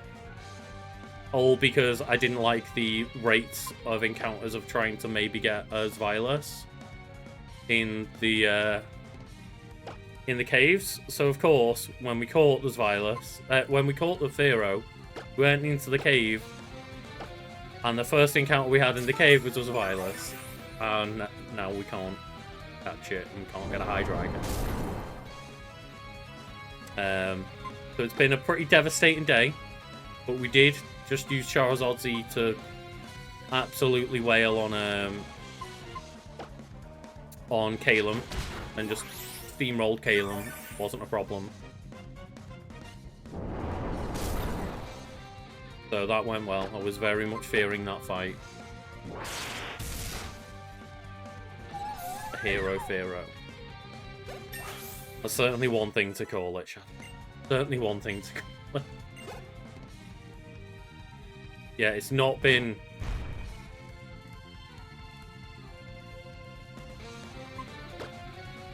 Dear God.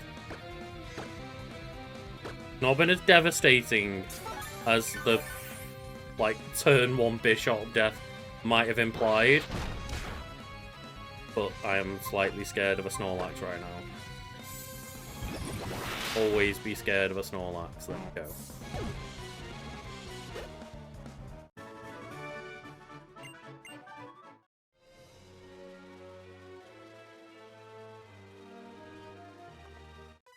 Please stop throwing these veterans at me. I know it's Victory Road, but please.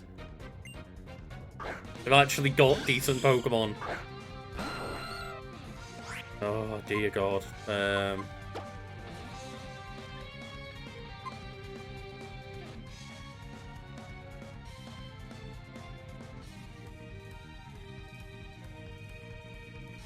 You're alright.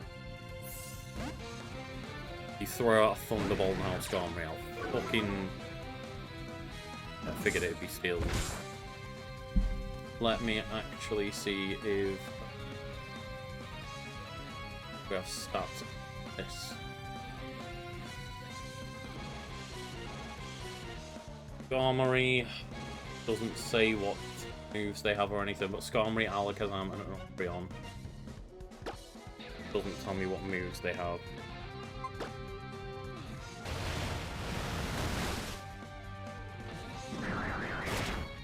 But I wouldn't imagine this Skarmory's got a great deal of shit to do against us, really. Just the chance of, like, the random Thunderbolt.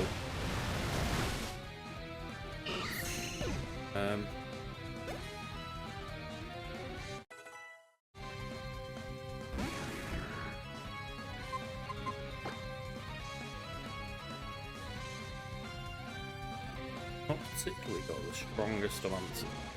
Find out Alduin.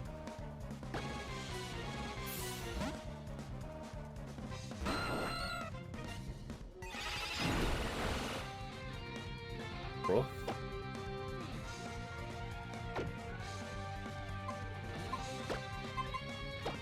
We may be locked into a bit of a loop here, actually, so maybe send Miss Magoo in, because it's a special defense wall. Don't want it to turn around and have like an ice beam on it.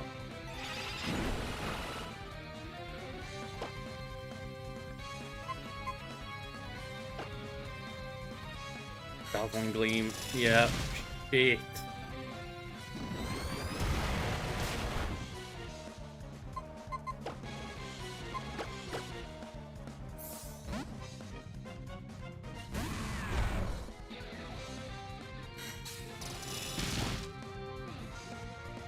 Fourth Galvan. Just go for the Iron Tail and hope. Fucking hell. Got Focus Blast. Jesus. Ugh.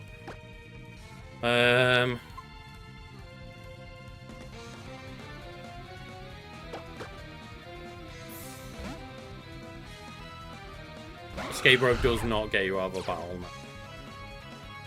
The only thing that gets you out of battle is killing said Pokemon. Winning the battle.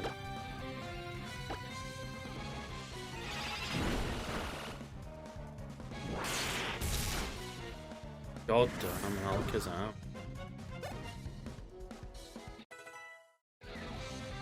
And we should be fine here.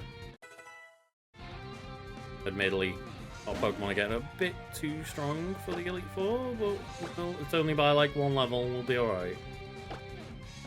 We're not breaking the rules too hard. Okay, Toxic is fine.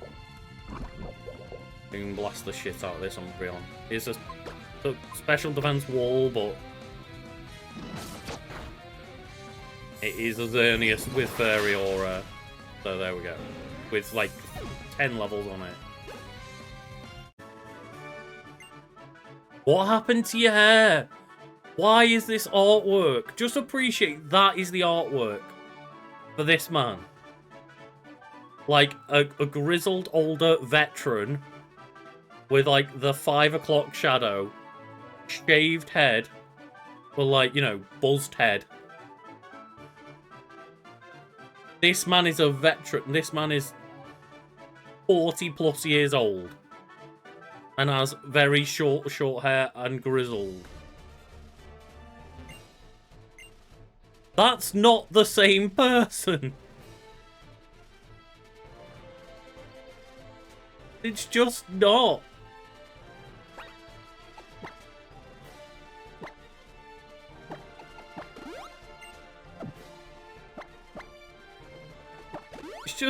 It's like the... I don't know who looked at that character model and made that artwork, or vice versa, whichever way around it went.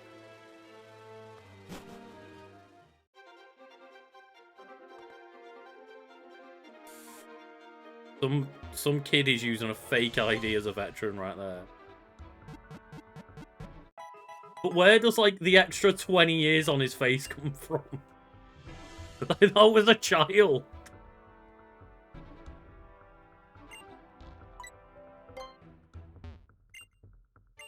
But they do think about it with, like, every other character. Like, most character models and their artworks line up. But that one doesn't.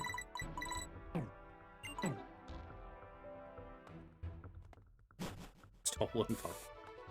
It's true. Oh, I do love this Victory Road, though. Victory Road? Elite Four, like.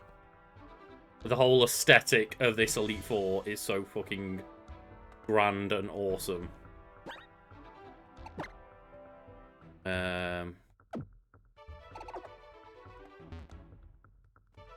Yeah. Maybe there's a couple others that, like, I haven't noticed, but that one, because we just fought multiple on the bounce, I've been like, hang on. Constable, we no longer require your, services, I believe. We have Surf and Waterfall. We have... And now that means we can also go to the Move Deleter. Decide our 6, level them up, go to the Move Deleter if needs be, but we're gonna go get Earthquake first. But we basically need to figure out which, like, 1 or 2 Pokemon we're gonna use for each member of the Elite Four. And just, yeah. Then have a party of 6 built around that and the Deantha. But we're at 22.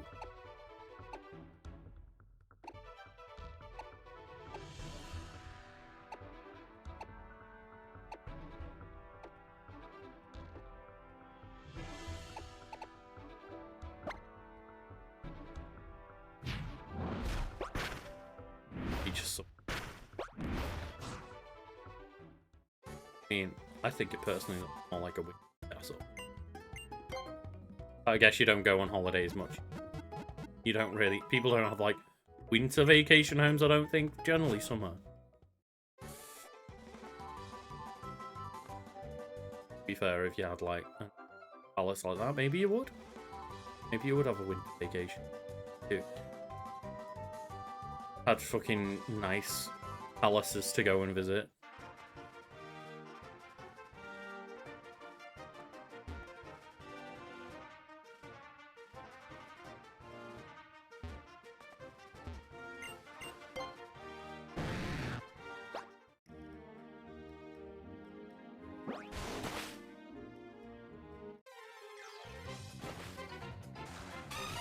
What is it?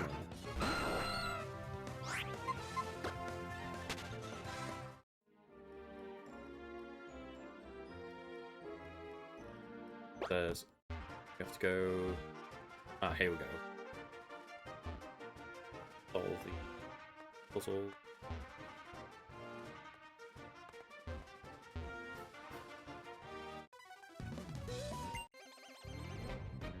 They're not particularly high level.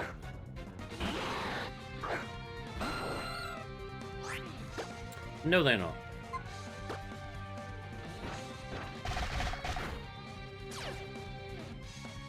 Yeah.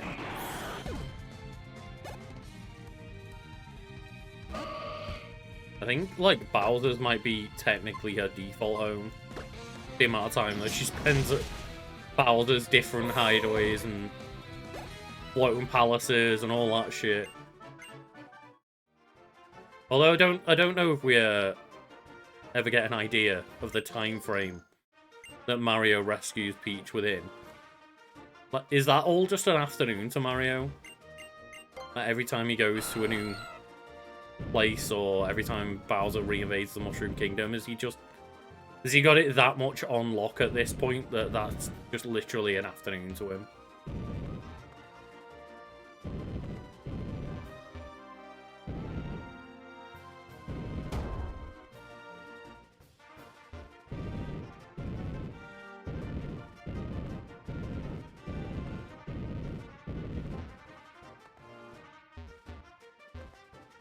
That'd be amazing.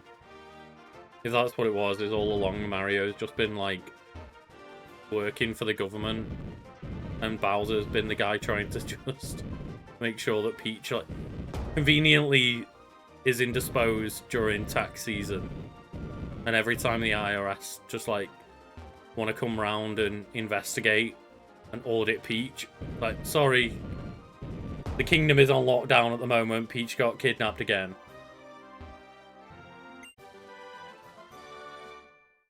Or can we just speak to our accountant? Is it well, Toadsworth normally sorts all that, and Toadsworth at the moment is just very indisposed with figuring out how we can sort this mess out.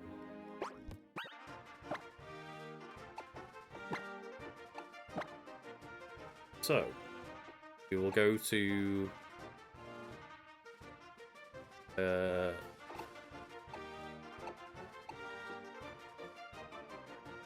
wisdom move, delete, Indendamel.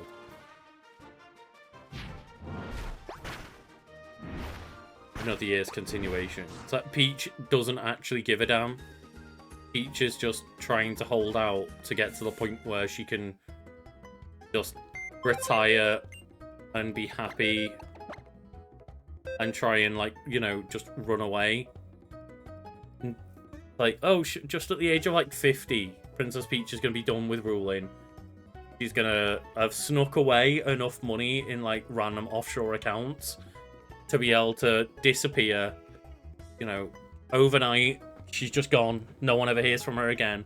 Her children and Mario inherit all the debt. And all of the tax problems come their way. Of course, it's a quick feat Ursa ring that we got as well. Couldn't have even been the better ability. So now we have to come up with our perfect 6 that we hope can take the Elite Four down on its first try. So Malva has a Pyroar, Torkoal, Chandelure, a Talonflame. It doesn't tell me their ability. Oh no, it does. Flame Body Talonflame, Flame Body Chandelure, Rivalry, and White Smoke. So realistically, Talonflame and Chandelure are going to be the big bads there. So we need a decent rock move to hit Talonflame with. Probably a good rock type or steel type. No, just a good rock type to withstand the Brave Bird or Talonflame. So realistically, if we can get a decent rock move onto Alduin, that will deal with the Pyroar. The only thing they have is a Wild Charge, which shouldn't be too bad. We wouldn't use that for the Torkoal. We'd probably use a Water Pokemon. So we've got a few Water Pokemon options. It could deal with Chandelure, probably. Unless Chandelure got like a big Shadow Ball off on it.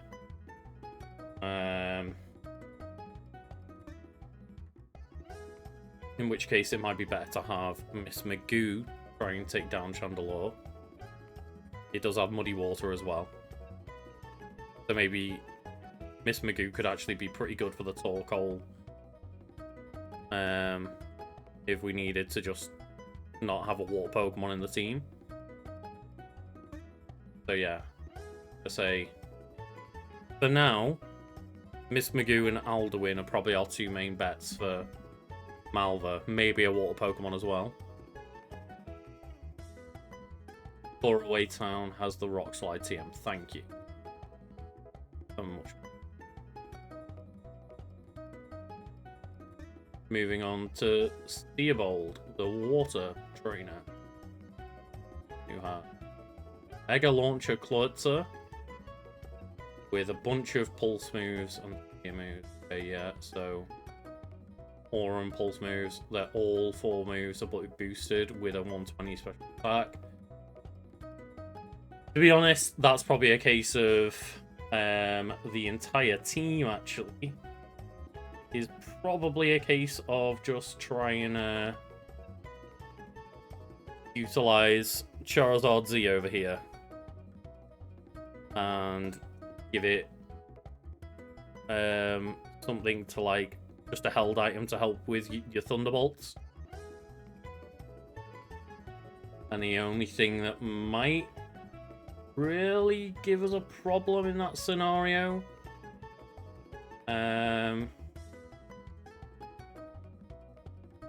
nothing really. Maybe a Barbaracle at the end with Tough Claws. Could hit us pretty hard with a Stone Edge and a Razor Shell. But it doesn't look like they have anything particularly awful. Looks like just Charizard Z could handle that. Wickstrom, the Steel type. We've got Klefki with Prankster. Probably set up Spikes or Torment straight away. A Sturdy Probopass. Technician Scizor. And a Stance Change Aegislash. The Aegislash might be a problem, but the rest of them could probably just be a job for Thumper. But that Sacred Sword and the King's Shield might be a problem for that. So it would be a good backup in that scenario. None of the 4 that we've said already.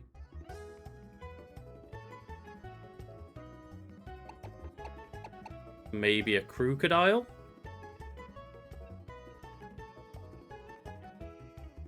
Maybe a Crocodile.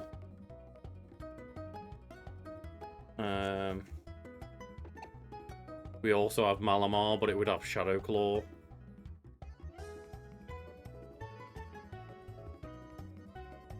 Although Malamar might be a better Pokemon overall for the fact of like Contrary Superpower, which is raising its stats without having to get the KO from the Moxie.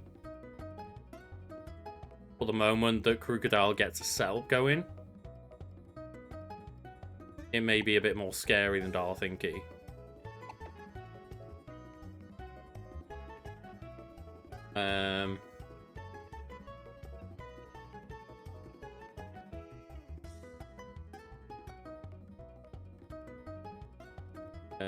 Do I have a Power Herb? I'd have to check for a Power Herb. And then the Dragon Pokemon, Drasna. That should just be a case of once again, just Charizard Z dealing with that. That's just a Poison Put Dragalge, Ruskin Druddigon, Natural Cure Altaria, and a Frisk Burn. The Noivern might be like a bit tough because it's got speed, but its main attack is the Dragon Balls, which would be immune to. So that would mean we've got 5 so far guaranteed of like Thumper, Alduin, Charizard Z, Miss Magoo, and probably a Crocodile, I'd say. And then the 6th maybe go into like maybe Zaid for the Intimidate usefulness. I'll see what Diantha, the champion, has got. So Diantha, gonna start with a Limber Hawlucha. Does have Poison Jab, which would be a bit scary. Setting up on the Charizard Z there. It has then goes to Tyrantrum and Aurorus. Tyrantrum would once again be a Charizard Z problem.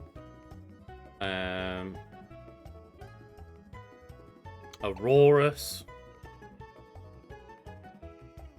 isn't got the hugest special attack, so I reckon Thumper could just get a good Iron Tail on the go for that. Gorgeist.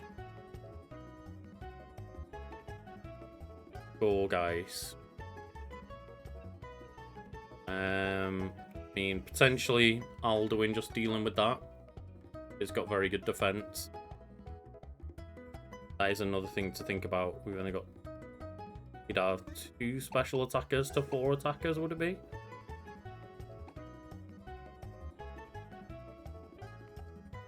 It would be, yeah.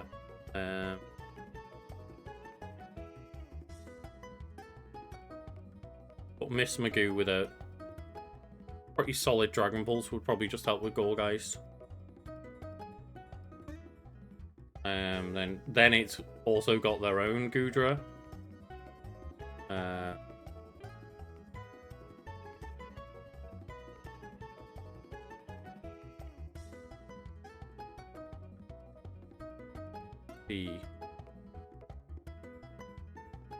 Which probably would, even though it's special defensive wall, that would be probably just a case of having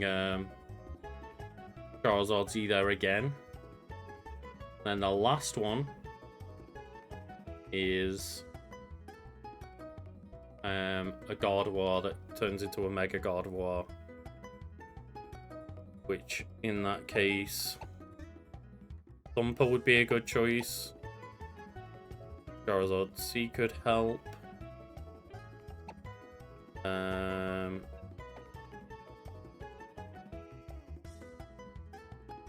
Alduin wouldn't be bad against it either. Okay, so we'd be relatively prepared. So I think that sounds like our best 6. It's just swapping.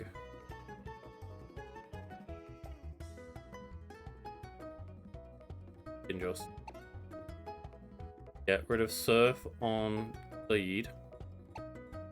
Get rid of Strength on Thumper. Get rid of Strength on Alduin. And come up with, I think, is the best movesets.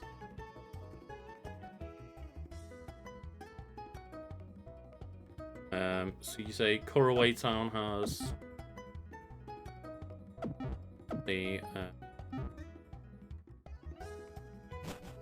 TM for Rock Slide, which would be very helpful, and then we can just have a look at what the rest of our. I think the move Delether was.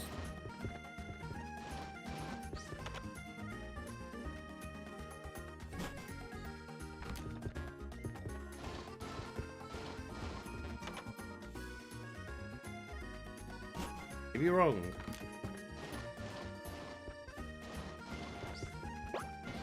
Oh dear. Here is it?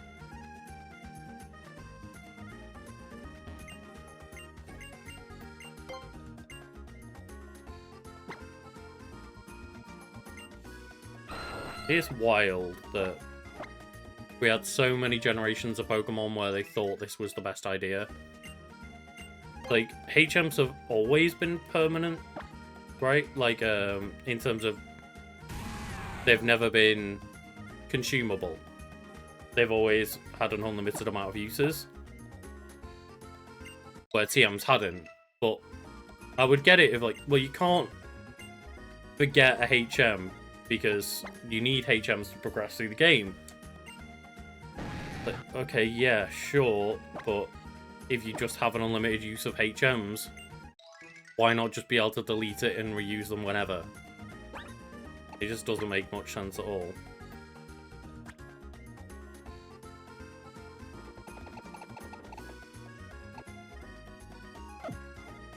So we'll leave the space open for Rock Slide. And I think Alduin should be fine after that. Crunch, Iron Head, Sky Drop. And you know what? No, it's worth just putting Fly in there, isn't it? Because Fly makes contact as well. So maybe Skydrop is not worth having for Fly.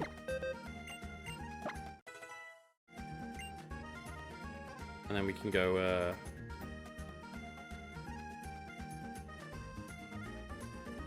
Oh. I did see... I think it must have been the same thing of, like, a TikTok of showing my baby One Piece. It was like, oh, watching one episode of One Piece every day with my son, and it was a baby. And I was just like, I mean, I guess that's kind of cute, but Like, the baby ain't taking this in.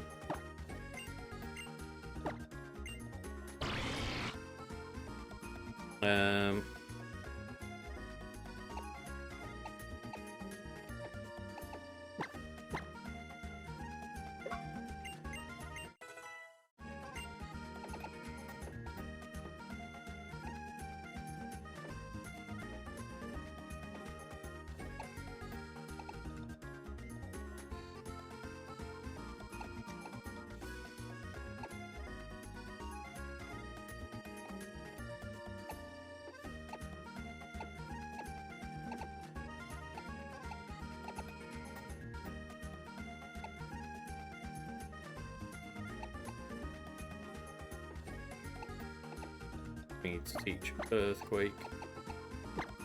Oh.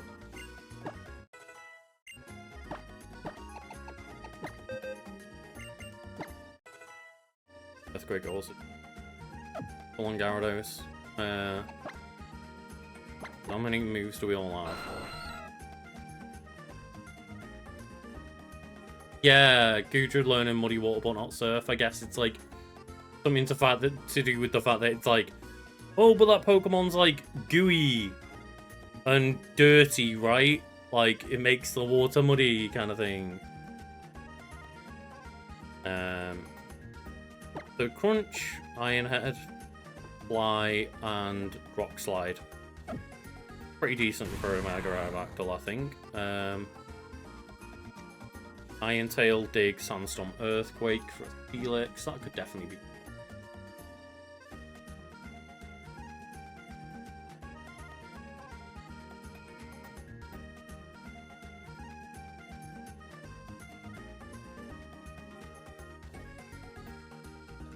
Helix, Gen 6 decks.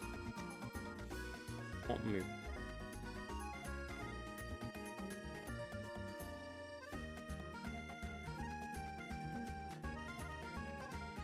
That Iron Tail, like, I just don't like that 75% accuracy.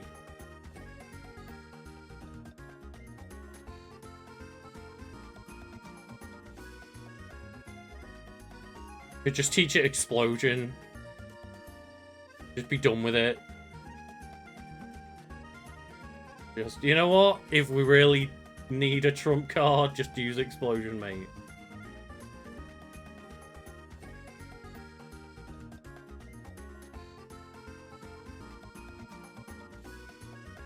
Oh, it could use... it can learn Heavy Slam, but it's what you call it? It's an egg move.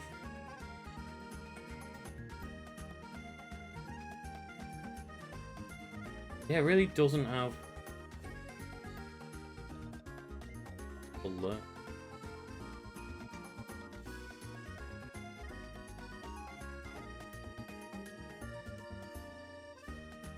Stake.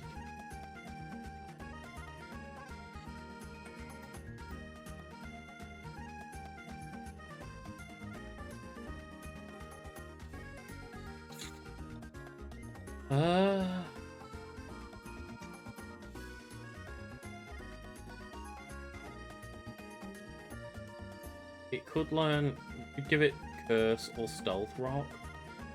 It might actually be worth for the Elite Four, like in Stealth Rock maybe?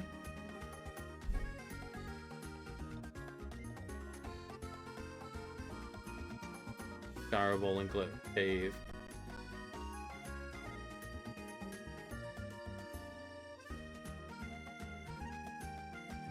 Yeah, there's always a chance that Goodrad Surf at some point in one of the games. Yeah, like which.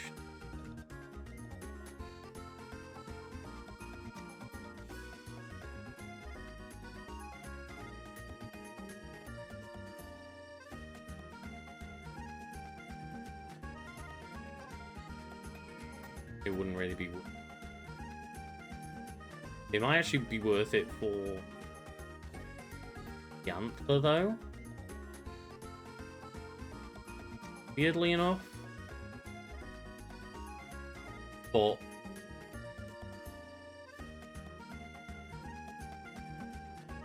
Not going to be doing that for the first, like, poke 2.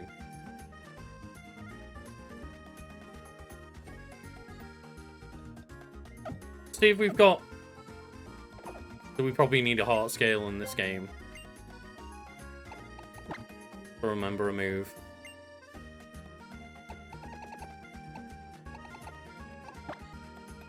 Oh, hang on. How fast? 77.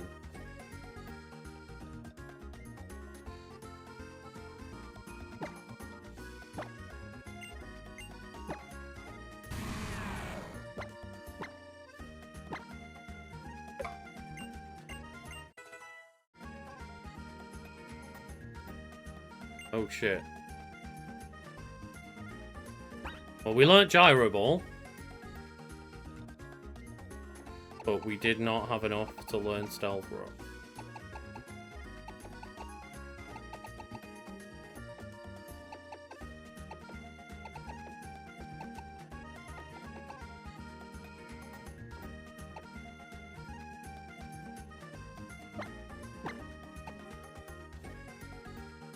Does it tell me what, do they have a set gender? It doesn't tell me what they are if they do. Maybe that's worth it? Just attract. We're actually got a Sandstorm, so maybe we just set up Protect. Give it Protect.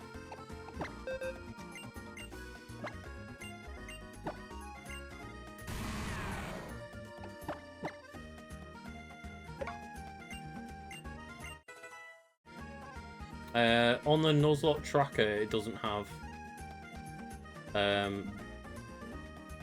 like a symbol next to its name to tell us, like, I was more looking like what do the Elite Four have as how many male Pokemon would we be able to use Attract on in the Elite Four to make that worth it.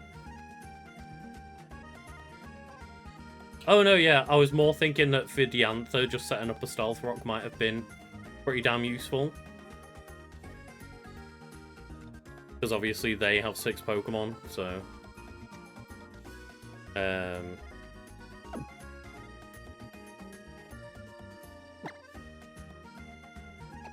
Quite happy with actually keeping Xerneas' moveset the same.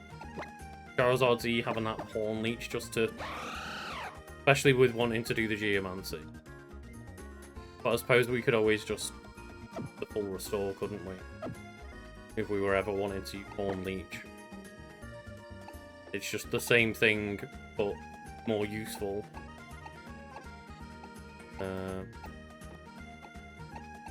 Gives us access to...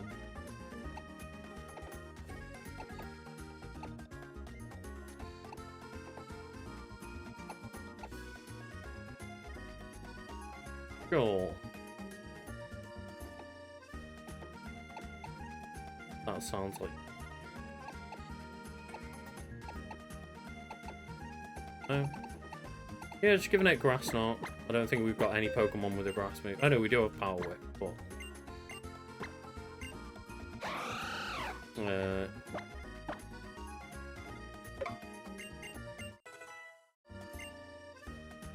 Oh!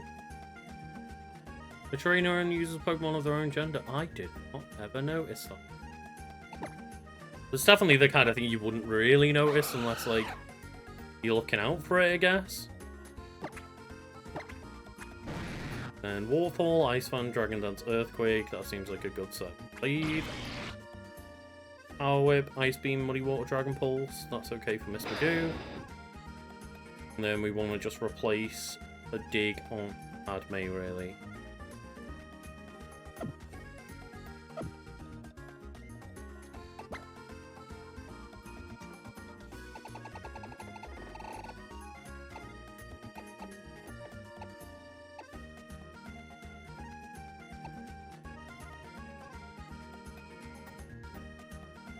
I think we're only really, like, bringing in Asia, maybe Tom. We'll see what other moves it can learn. Torment might be a decent help. No, there we go. Shadow Claw. I know one of the Pokemon that we want Padme for to help out with is Aegis Slash, which makes my argument completely useless because Crunch is right there with Stab. But Shadow Claw is just pretty good utility.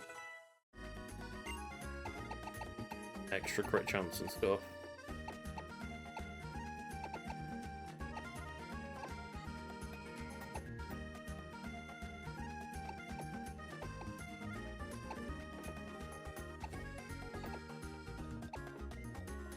Cool. And then what we'll do is we'll do all that and then just fly to Coroway Town.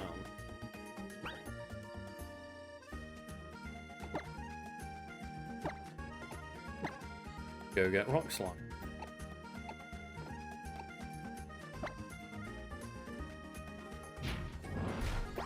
You know what I didn't do? That was very silly of me, that I said I would try and remember to do, is go to the hotels a couple of times between now and 2 weeks ago and get the Eevee. That you have to go to speak to the woman on multiple different days. I went and spoke to them at one time and completely forgot about it. Guessing Rock Slide.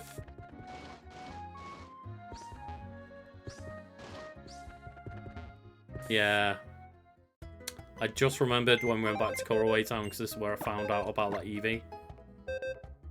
So we've missed out on the chance for Eevee, I'm afraid.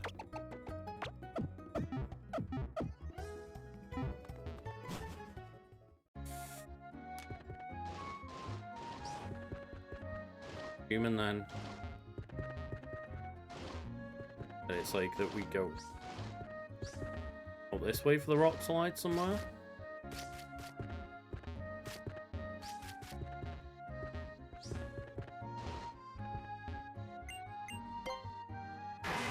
Oh yeah, Eevee's like... The evolutions are like my favourite set of Pokemon when you know, combine them all together. Like, they're just too cute and adorable between them all.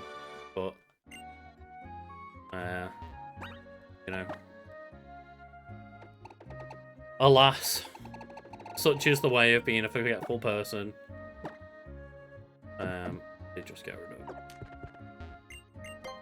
Alduin.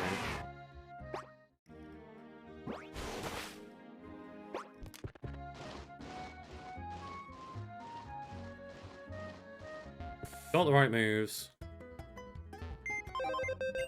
For all our Pokemon now.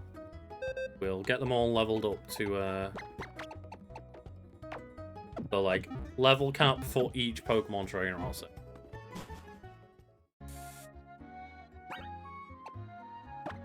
So we think I'm just thinking I don't really want to like have Rock too many times, but Rock is also just a really good offensive type move, I guess.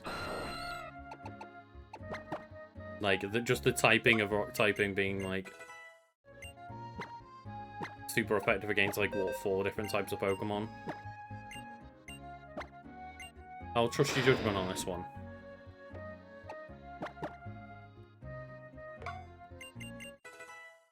Yeah, I was more thinking, like, oh, well, Rock Slide's on, like, our best Rock-type Pokemon anyway. So we don't really need to worry about putting Rock Slide on any of the Pokemon, because Alduin will be, like, the best Rock Slide user by far, but...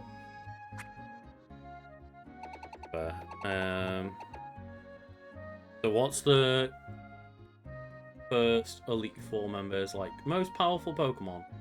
Malva, a 65, so we'll make sure everyone's level 65.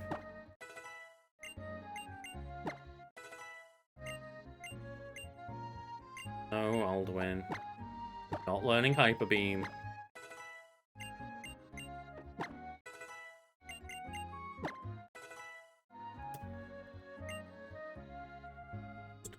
Double time there.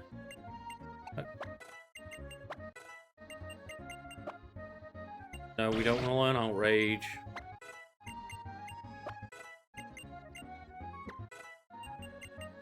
No, we don't want to learn Outrage. On a Nuzlocke, I do not want to be getting locked into a fucking move. That's all.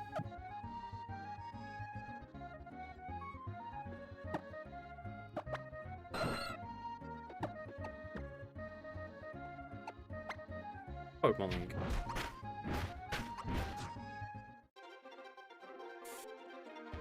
Gonna make sure we're definitely like all healed.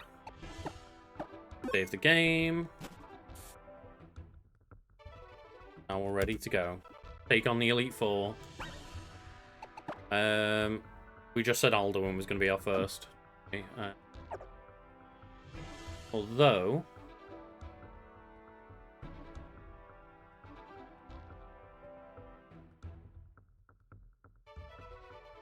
maybe...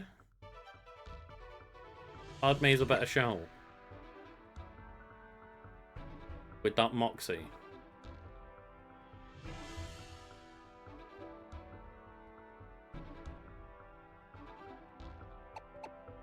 It should be able to take out Pyro pretty easily, and then after that the Torkoal will come in, and with the Moxie we should just be able to wipe out the Torkoal with a Stab Earthquake, and then it'll be pretty goddamn ready for taking on the Chandelure and Talonflame.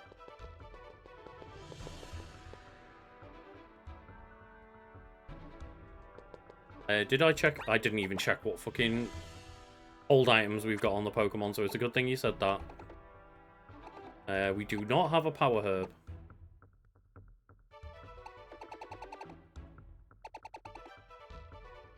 Right, so...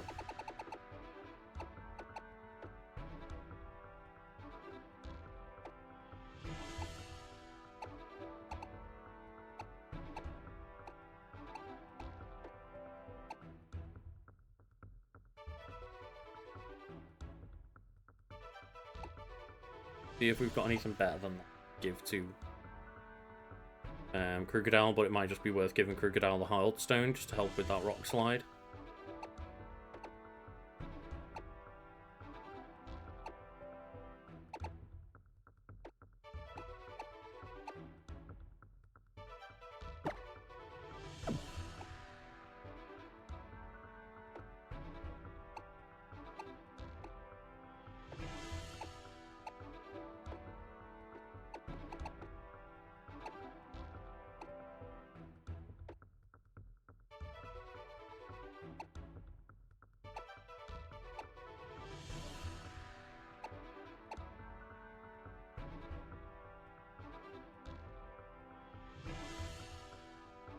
That's a good point. I mean, maybe we can just double check quick. Pokemon.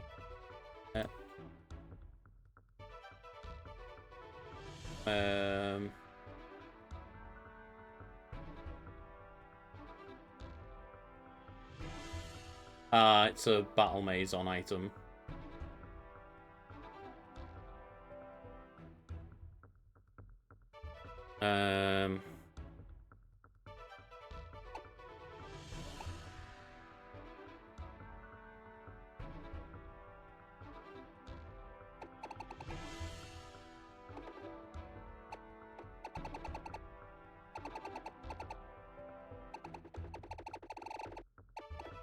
Give the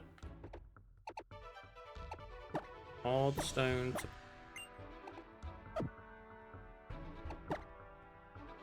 Charizard. I think I did. Lead, what have you got? That's fine, you can just keep.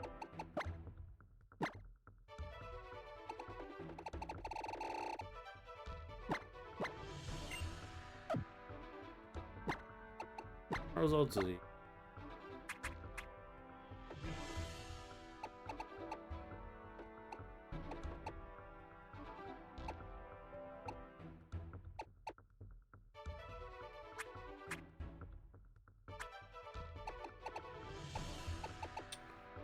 Give you.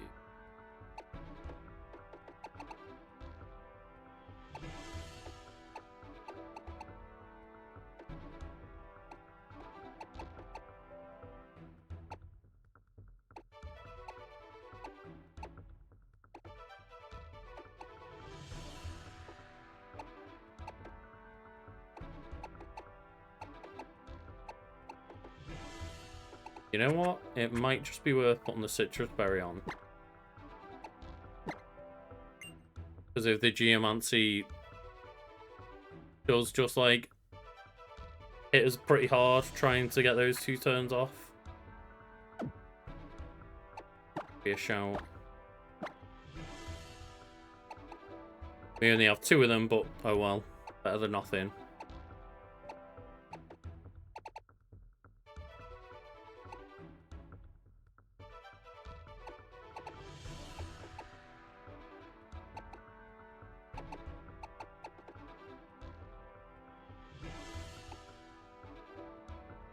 What moves do we have? Oh. Water, ice beam, drug. Like.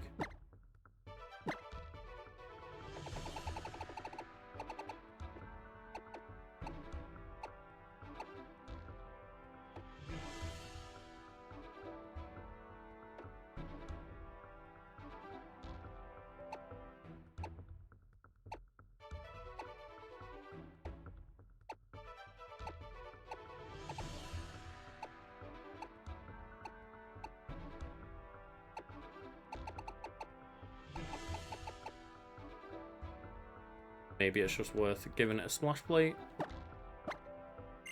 Power up those muddy waters a little bit. Again.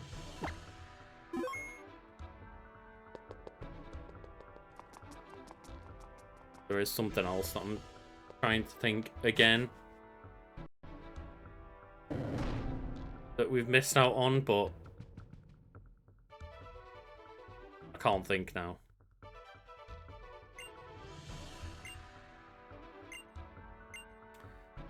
So we'll see. We'll see what happens. I'm gonna remember to hydrate a bit.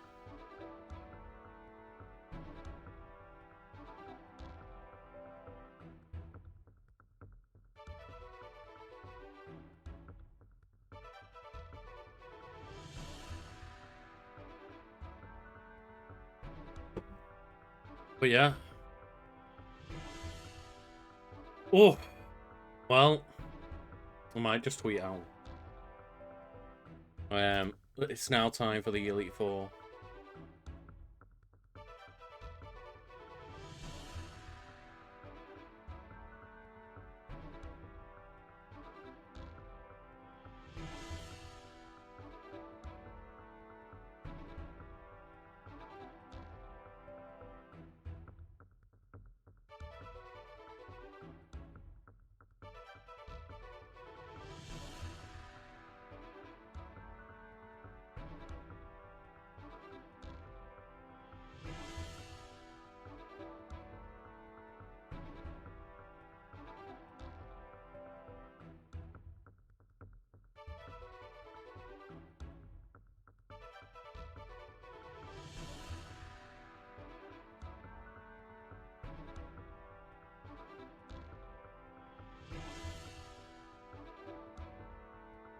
Just like, hey, we're actually at the Elite Four. It is time. Do our best.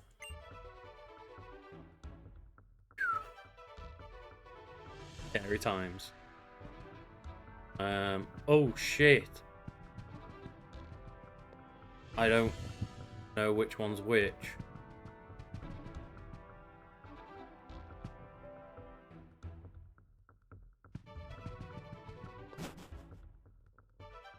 Ironworks chamber.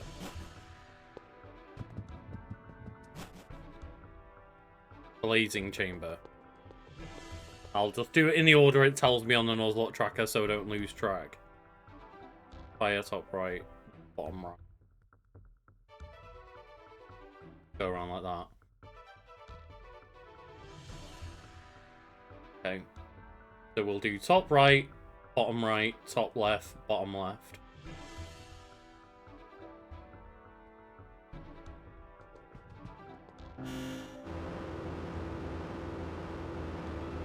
Let's hope we put Padme at the start. I'm pretty sure I did. And these rooms are cool as fuck.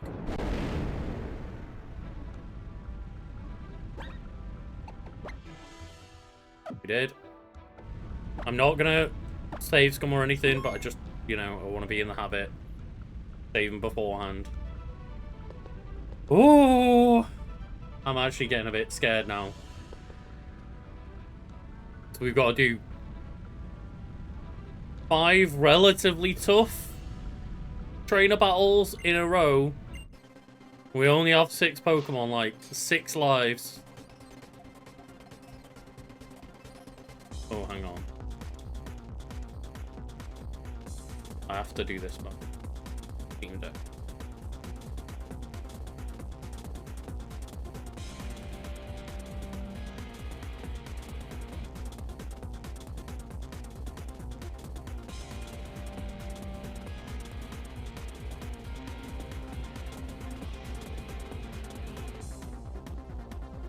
It is Elite 4 time.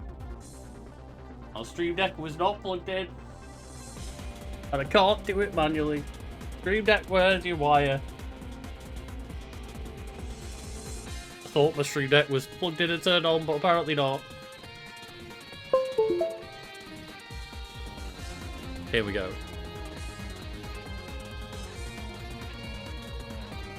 Showing our pride.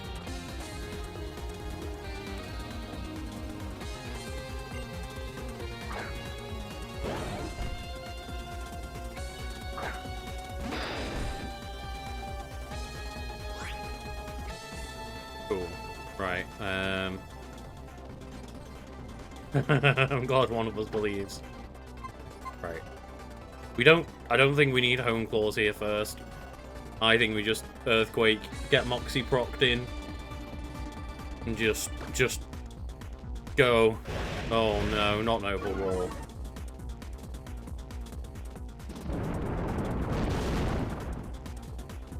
God, and now it means it has a chance to do another one.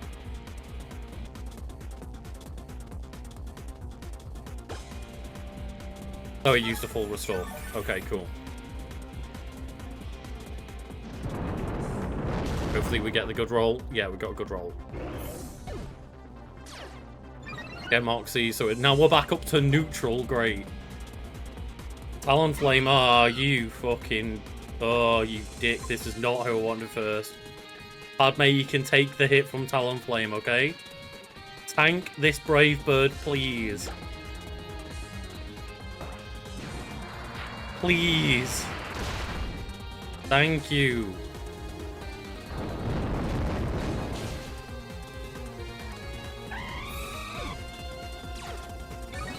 Why would you not believe Shadow? Why would you do this to us?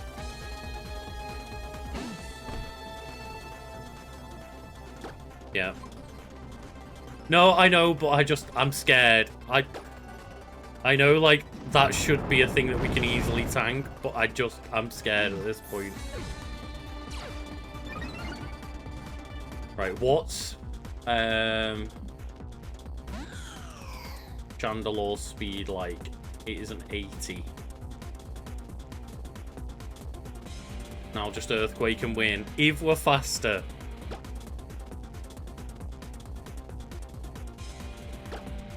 Yeah, we are. No, it has a Flame Body. Oh, you don't not believe.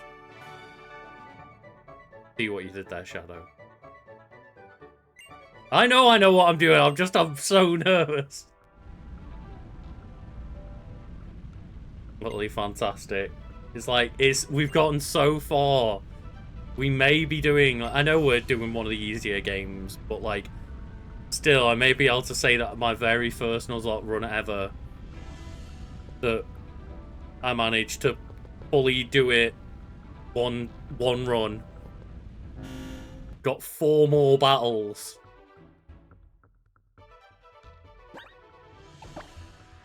Okay. I appreciate the support though. I do.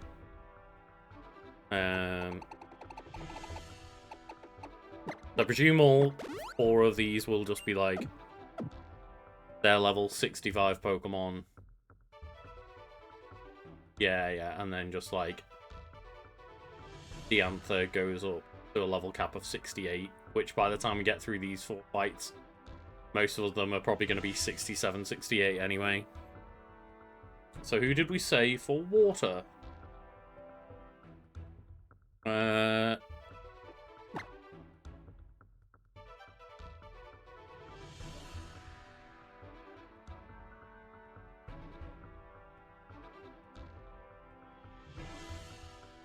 think for water, maybe we just said Charizard Z would do the sweep.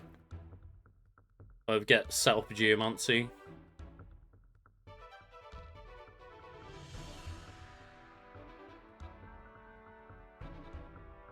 I think so, yeah.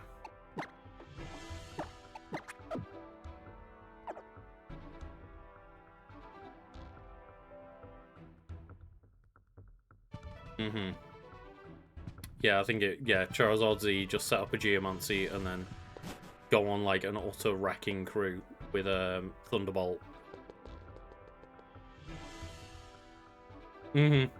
Yeah, it's more I'm very scared to make a mistake in the Elite Four so that we're weak for Diantha, because Diantha's the only one who looks like a real threat.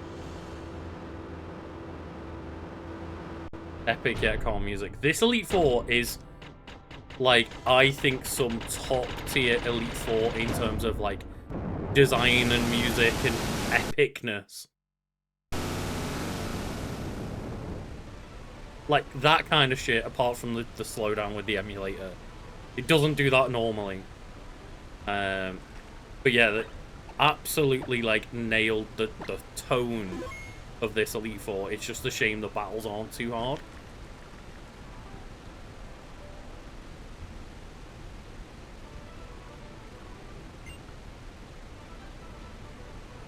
I have a question I pose to you. Do you think Pokemon battling here being called hard? It's like, yes, but very much to me it's numbers game.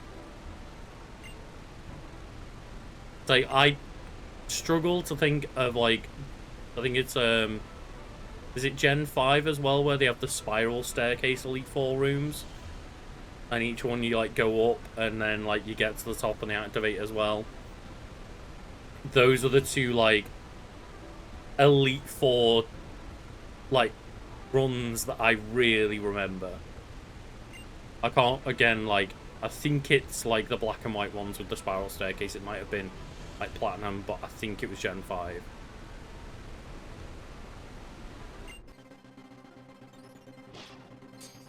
I drew Pot of Greed. We got a pretty good sweep on the first team. Just Padme came through the Crocodile and got the nice sweep. Hoping Charizard Z here. And just set up a Geomancy and Thunderbolt its way to Oblivion.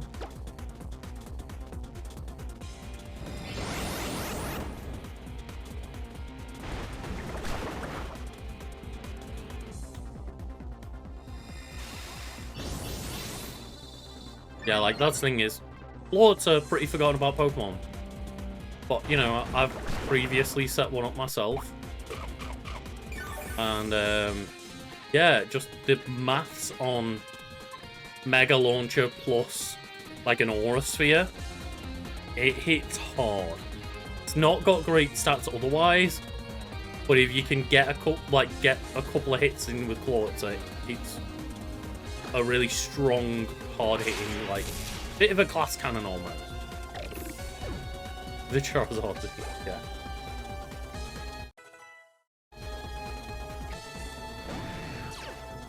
And the Intimidate's not gonna matter. Another Thunderbolt. Like, we probably could have done this just straight up Thunderbolting, but the Geomancy just confirms the sweep, basically. Because this Barbaracle might have been able to probably tank one Thunderbolt, maybe? Should have really actually just used Grass Knot. Yeah. Didn't think about that.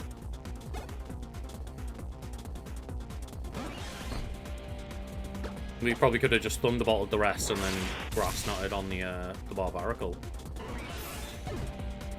I mean, I think most people will cry. Some people because they're like, oh my god, I get another new Charizard. And other people will cry because they'll be like, oh my god, they made another new Charizard.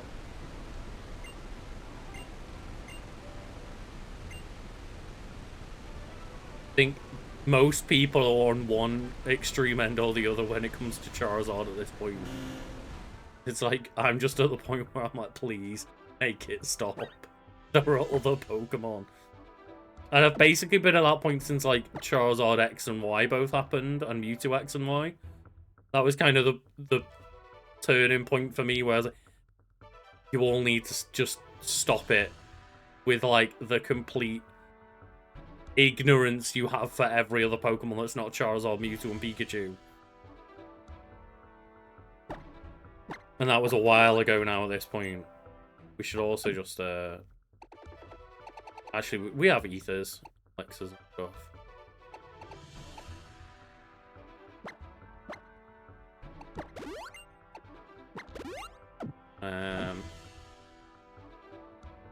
Oh yeah, I saw like a concept game of, oh hey, I recreated like the game, but with Ken Sugimori art, like his Viridian Forest, how it would play as like a Ken Sugimori art game, and he just looked phenomenal.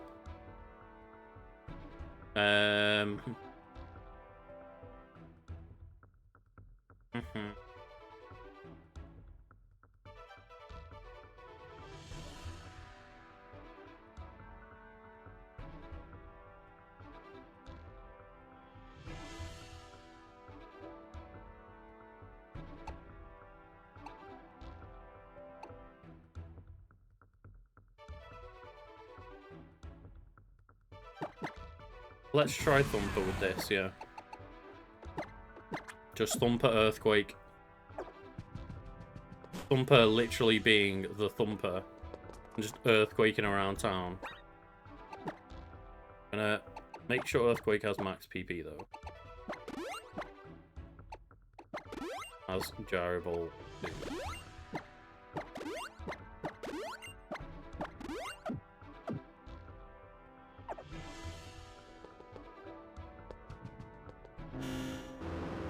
So I think this is the only real, like, bit more of a letdown of, like, the transformation spectacle. Like, I'd argue this one's kind of the worst room, looks-wise. The other one, you've got, like, the blazing fire and the flowing water. This is just the swords. But the swords still look really cool. Like, I think even the weaker of the rooms, this one's still pretty badass. So, you know. PP up. Yeah. PP up and PP max. Good old one.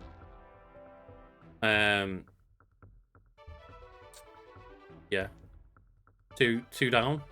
2 to go with the Elite Four, and then Diantha left only after.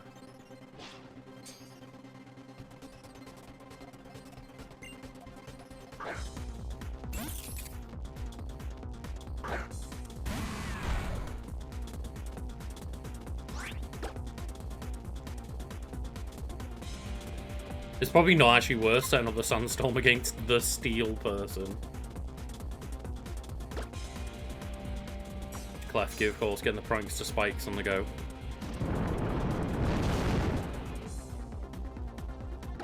Really? But it'll probably just full restore. So you know what I might do?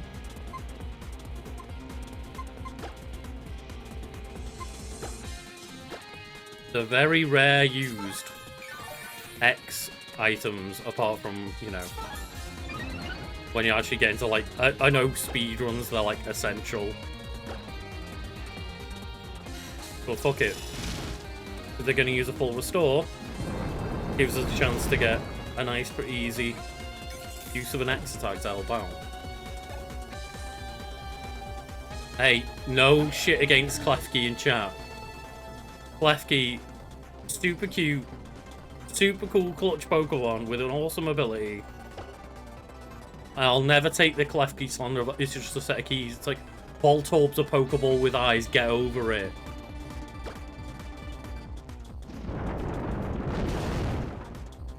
Dirty, of course, coming in. Oh no, yeah, it's just... Oh my... Ugh. I might use a full restore too. Yeah, Klefki gets shat on as one of the quote-unquote, like, worst Pokemon ever a lot of the time. And it's basically because Gen 1ers became adults and started hating on life and went, that one's an ice cream cone, that's shit. That one's a keychain, that's shit. Like, there was always some shit ones, but there was always just, like, neither of them are bad Pokemon. They're just inanimate objects, which we've always had as Pokemon. And I'd argue they're both cute and well done ones as well. Like, oh, for fuck's sake. Vanilla-ish and Vanillux and stuff. Really well designed for what they are. I always come swinging for the magic key fob. I defend Klefki with my fucking life, if needs be. I actually think it's going to go for a King Shield. I'm going to full restore.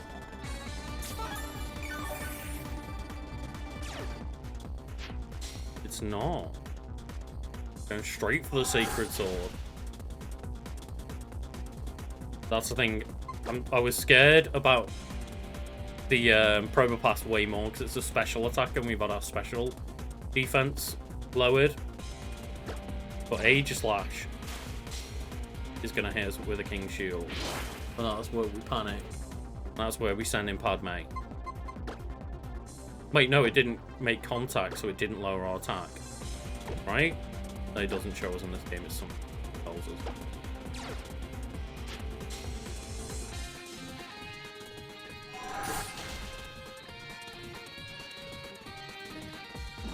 Go, Thumper is thumping away.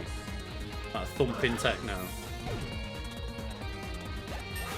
Yeah, exactly. And they don't have one.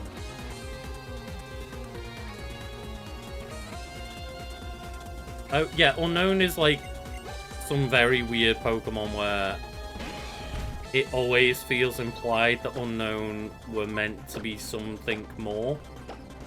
With like the Ruins of Alph and the links to the legendary Pokemon and stuff. Then it just kind of feels that they just went like, oopsie doopsie, we forgot about that.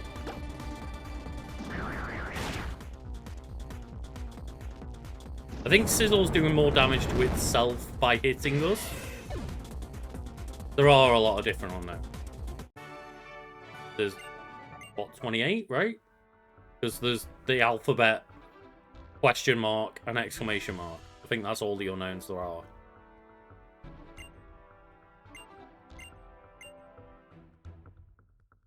And we will face the champion in battle. We've got one more. 6 Pokemon alive at the moment. So it's going well. And Charizard Z over here should do pretty damn well against...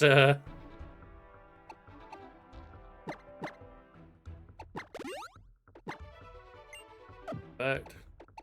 Yeah, the Dragon team probably are not going to do well against the Box Pokemon Legendary Fairy type trainer.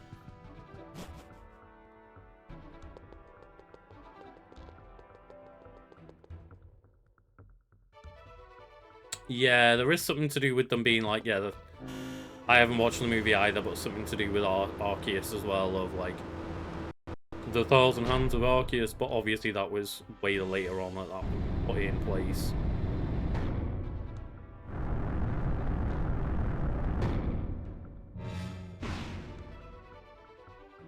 Like, I think this looks way cooler. Like, even just, again, having something, like, moving in the room.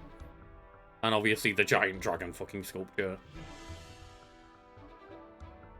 She does start with a poison type, though, doesn't she? Dragalge with a sludge bomb that hits pretty hard, yes. That's true. So maybe we do start with Thumper. Get the Earthquake on the go. And then we'll swap in with Charizard Z, so thank you. Dragon Chamber.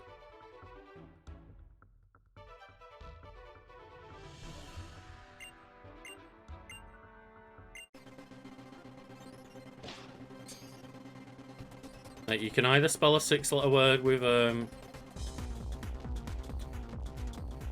unknowns, or you can spell a 5-letter exclamation or a 5-letter question.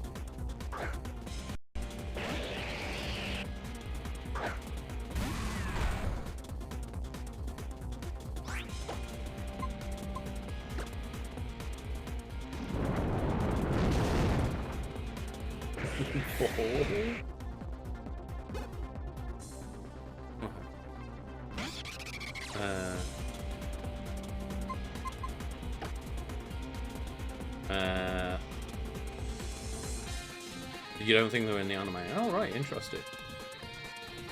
I would always assume that, like, the Elite Four and Champion are in the anime, but I guess, like, sometimes they make up, like, different, like, league members and stuff. So they're gonna throw a flamethrower out right now.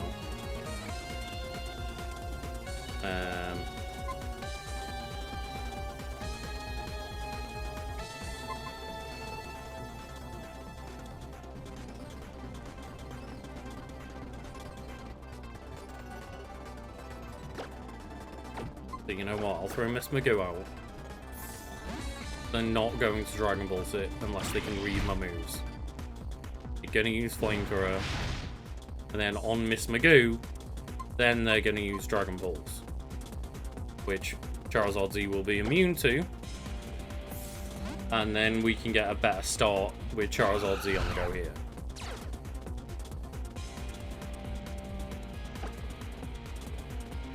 I'm not going to use Geomancy, I'm just going to Moonblast them. We've got the Fairy Aura set up. Noivern's faster, it could get a couple of hits in.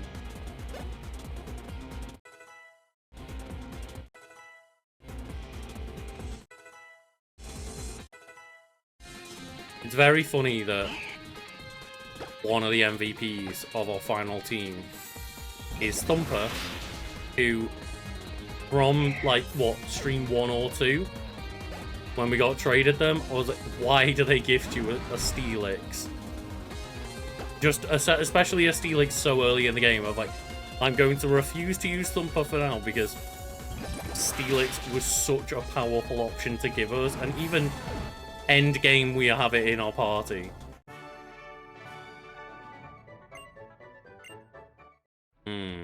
That's cool, though. I always like watching all the tournament arc stuff in Pokemon. Those were always my favourite bits. Thumper is the trilogy. I imagine Thumper in Pokemon X and Y. I have been all the Elite Four. We made it. No casualties from the beginning of the Elite Four to the end of the Elite Four. So we do have a full 6v6 for Diantha. We have a true champion battle going on, 6v6. The next question is, are we going in just... Are we going to go and get, like, 6 Pokemon registered to the Hall of Fame that none of them are dead? Or are some of them going to pass away on the way?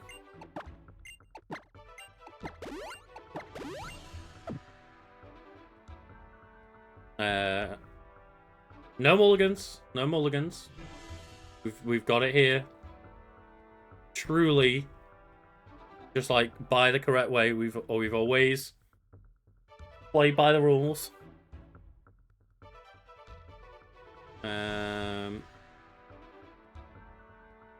So what did I say for Hawlucha? I can't. It has got that poison jab.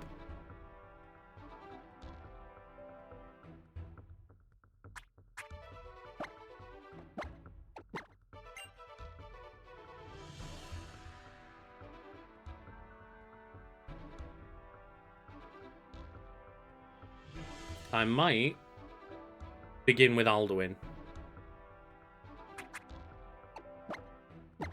And yeah, we're gonna bump everyone up. 68. Make sure it's a fair fight. Even though it won't technically make it a fair fight, because only a god was at 68, but that's the level cap for this battle.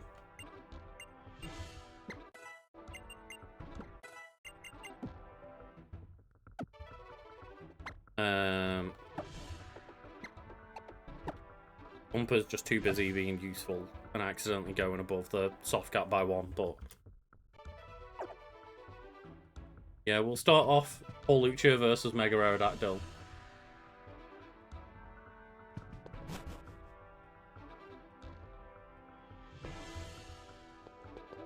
I mean, Dragon Ball Super definitely has its ups and downs animation-wise and stuff. Like, watching it when it first came out, those first few chunks of episodes, some of it was very rushed, poor animation, but...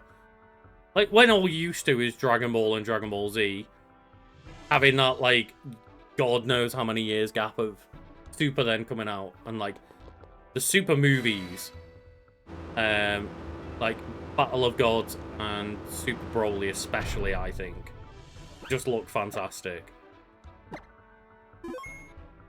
Like, I'm up and down on the superhero animation style, because they don't, like, it's not like a hand-drawn look, it's like, all of it is like a 3D CG film. They did remaster a fair bunch of it, that's why I said when it first came out, they did go back and, like, redo a lot of it.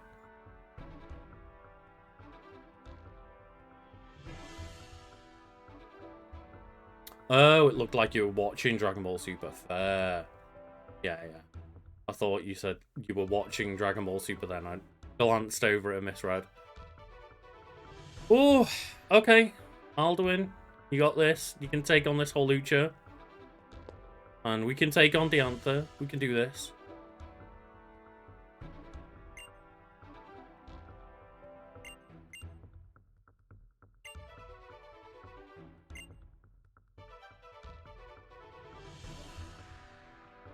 Yeah, you have met us multiple times. I know you haven't changed your clothes and we have, but this is like the third time we've met. We are the Pokemon trainer who stopped Team Flare. Like, what were you doing? Champion of the region. What were you doing?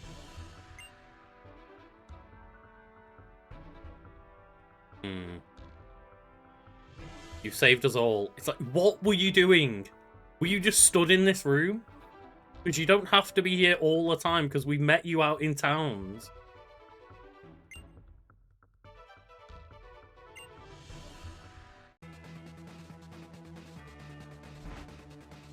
Yeah.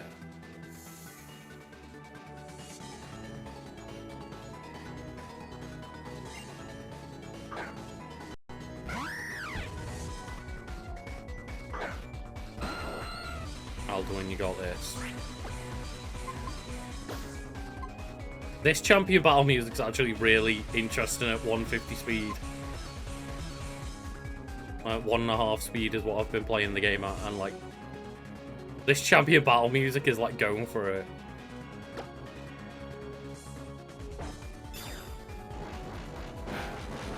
Also, just a big fan of how cute our trainer looked by the end of the game. I think we've got a very nice, cute aesthetic on the go. There's like two very cutesy looking trainers for the end of the battle.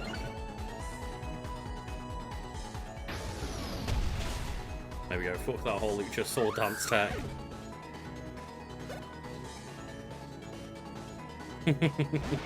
Thank you for saving everybody. I've been stuck here unable to help.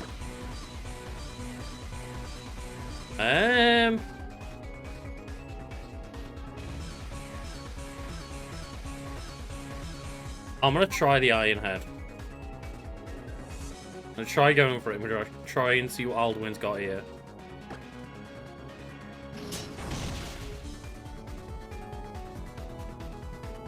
We avoided the head smash. Excellent.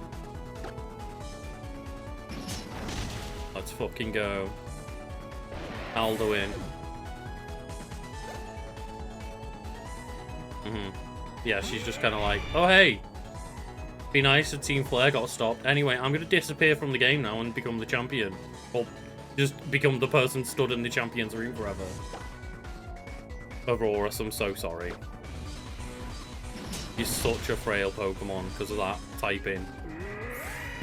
Just that, any like steal or fighting move, it's just like, I'm sorry.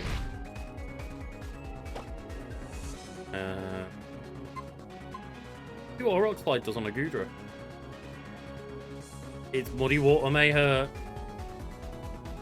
I've just realised that. And it's Focus Blast, but it's got a low defense. I'm gonna believe in Alduin.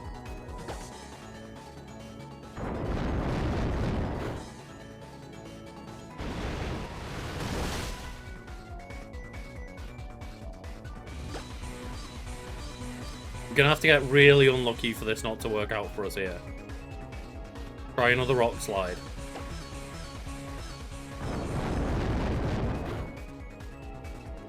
Okay. Nice.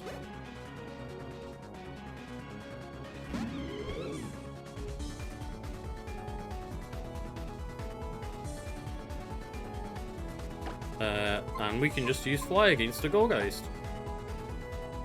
Is Alduin gonna sweep Diantha? No. That answer is no. But we could pull Restore actually, and then that'll offset the move order. Gonna use Trick or Treat though.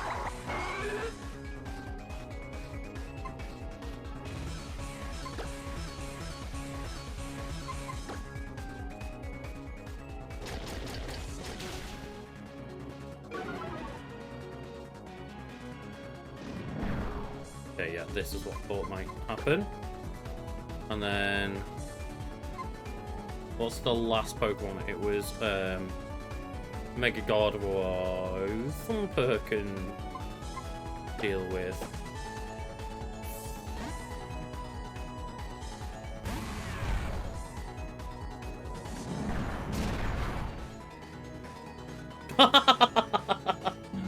The Rocky Helmet coming in to kill the Gorgeist. Thumper's like, don't you try that shit.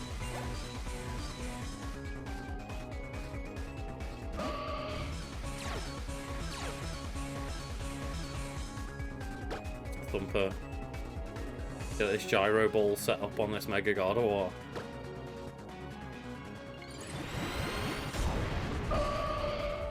I really like Mega Gardevoir. I wish I had a shiny Gardevoir for that.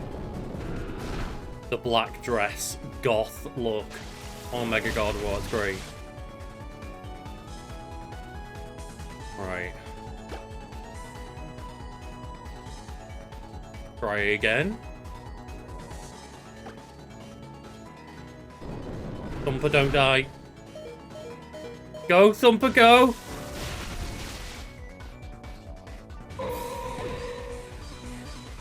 Thumper just finishing up the Anther for us. Nearly the Alduin sweep. Nearly. Fuck yeah. Thumper. I was like, yeah, if Thumper can get a good roll on that second Shadow Ball and tank it. All of the Elite Four and the Anther. 0 KOs. Or like, you know, not 0 KOs, but 0 sent to the graveyard. Pierce the Bishop was the final one. Which just came so fast this early in the stream, but... Oh!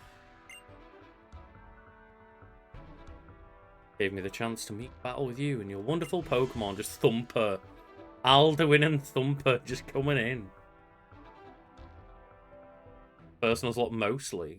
Is there more to do in X and Y? It says that this is the end of the game on the Nuzlocke tracker.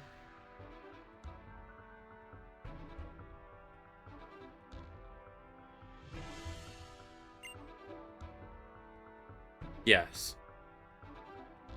It gives you lots of encounters, there's lots of different routes to use, and it's just generally a lot easier in terms of, like, you know, the Elite Four's pretty easy and stuff.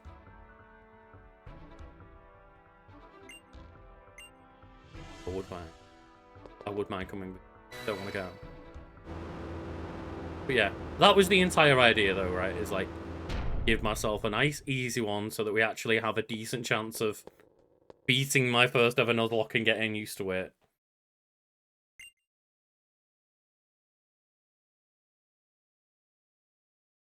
Chamber as well.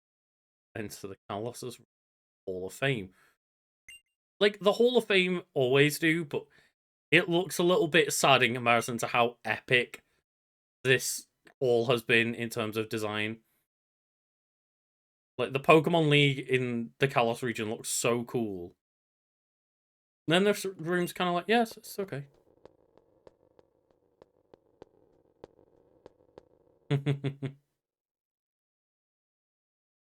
You got White by Lenora in Pokemon White. Oh, no.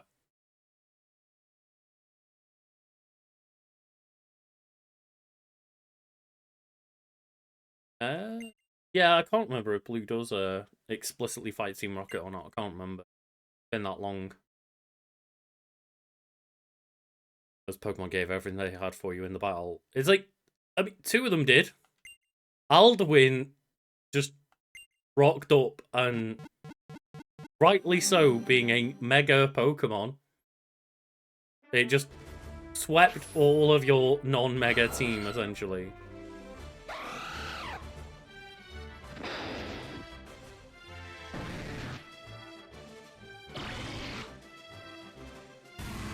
And yes, the 5 Pokemon that we nickname personally, and I guess Thumper, if you can include the reference to like Bambi's Thumper, all of them were references to characters in nicknames.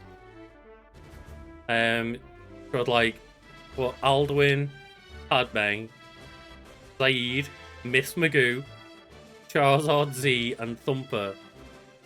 So all of the ones that made it, the nicknames were references to either other Pokemon or other characters.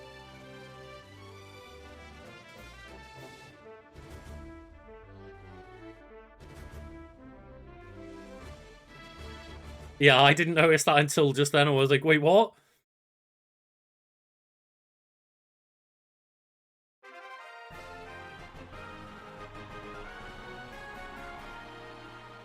Yeah, it's pretty funny, like, all the ones like The World and Gusset and stuff, none of them made it because they weren't named after somebody. That was the accidental theme for our team names the entire time. It just happened to work out that way, yeah.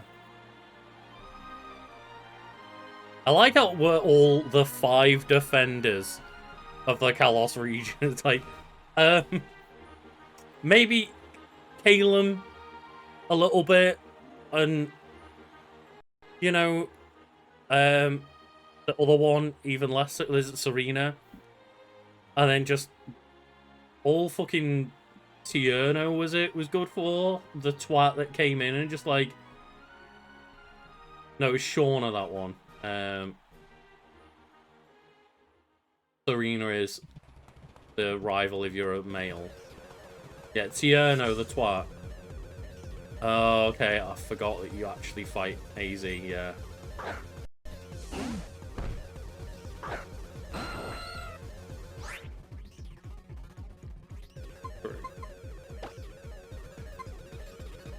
Zaid, get your ass in here.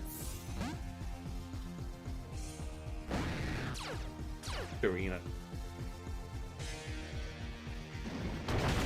Why does this keep happening to Zaid? Poor Zaid keeps just coming into goddamn stone edges.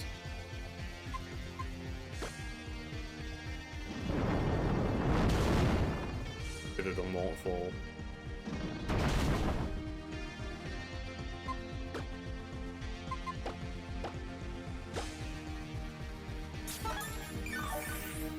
We can't have Zaid die at the end. Not again. Zaid has already died at the end of Mass Effect. We can't have Zaid die at the end of Pokemon 2.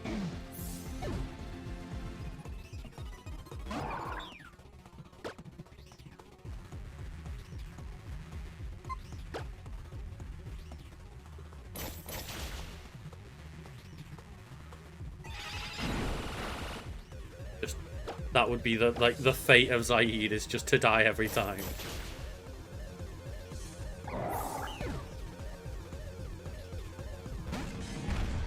Oh, I said a Golduck then. Like, is the final Pokemon we've got to fight really a Golduck?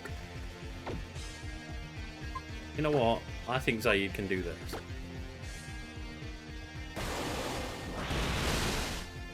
There we go. Zaid making up for it after Mass Effect. The spirit of Zaid as a true warrior.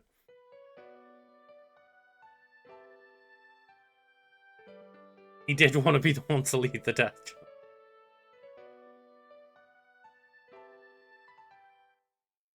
Now we've beaten the Nuzlocke.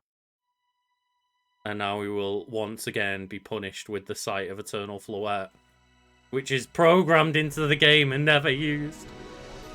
Never given out as an event Pokemon ever. The cool looking Floette. That would actually make for a decent Pokemon with an EVO light.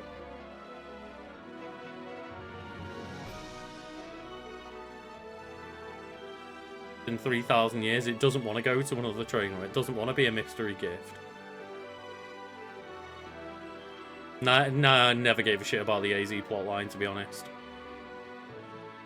I did care about getting that Eternal Floette that never happened. That was the one thing I cared about this plotline for, and it just... that event never happened. I'm glad all 5 of us get to be recognised as, like, equal parts in saving the world here. Don't you feel like Tierno earned it when he came in and just slam dunked us out of nowhere without healing our Pokemon and wanting a fair fight?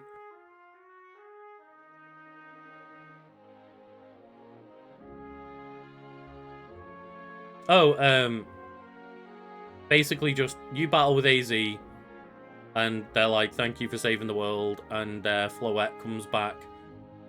The Eternal Floette that they revived 3,000 years ago, and it's like, then they use the Floette left because the Floette was upset with him using the ultimate weapon to try and, like, bring them back and then take revenge on everyone else, and Floette and him live forever, but Floette was always apart from him. And now 3,000 years later, they've reunited because, you know, because AZ did so much to redeem himself in the story of this game. Are we going to do the post-game rival battle?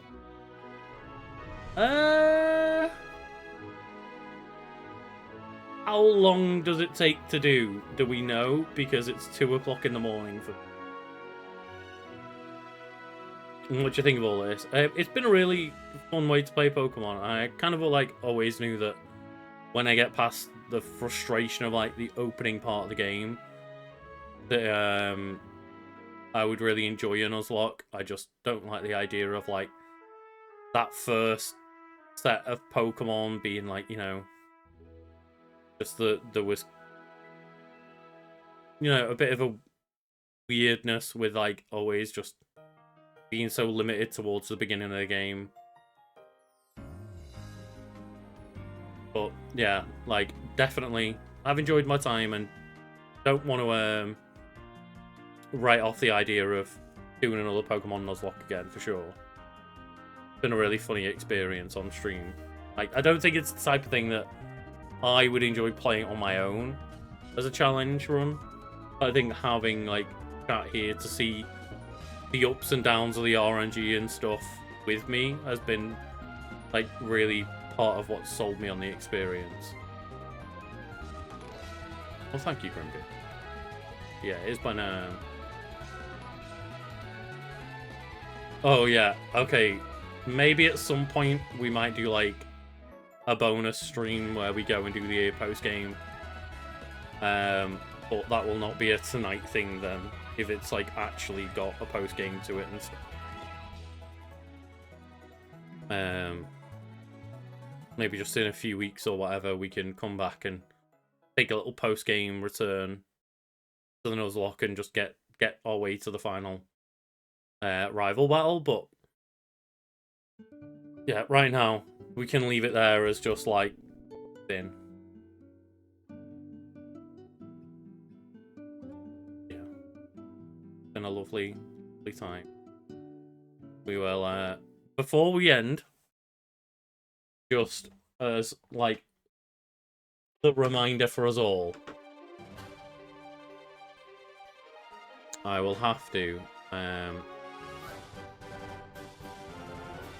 get OBS back up here and add a source of like a window capture.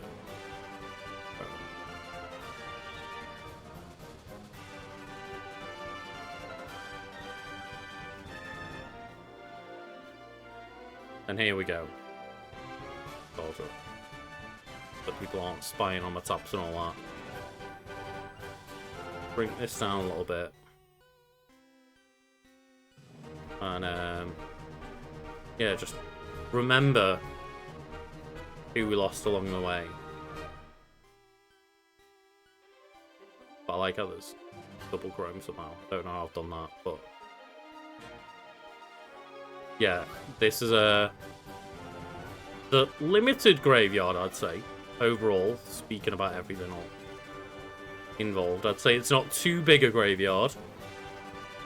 But this is going from the order that we acquired the Pokemon, not the order that they necessarily got added to the graveyard. But we had Gusset the Greninja, our starter.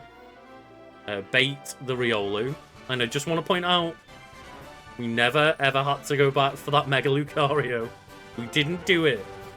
Mega Lucario and slash Lucario is still just sat at the top of the Tower of Mastery waiting for us. I'll speak about Monday in a sec. We have Bay the Florges, of course. Bay. Basil the Venusaur that became a Venusaur as it died. Basil died evolving into a Venusaur.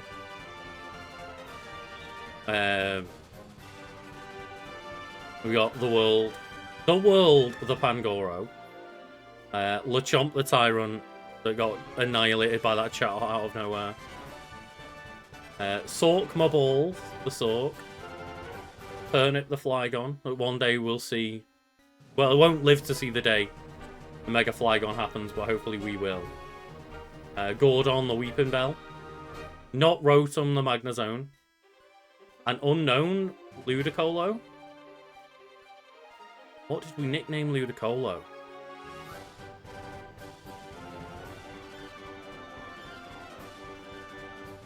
We did give Ludicolo a nickname.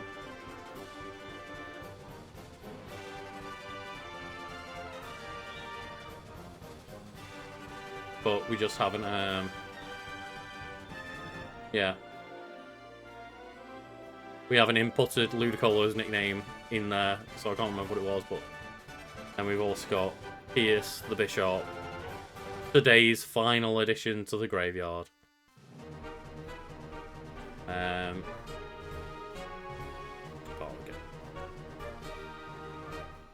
got to.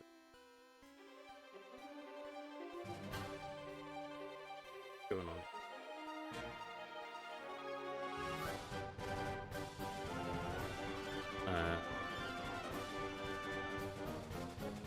The unknown. Walker experience got that. It's time for the unknown. Yeah, I'm just like, oh dear. Dear oh dear. We did it. I'm happy with that, but why is my capture Pokemon X turning into, I don't know what I've done.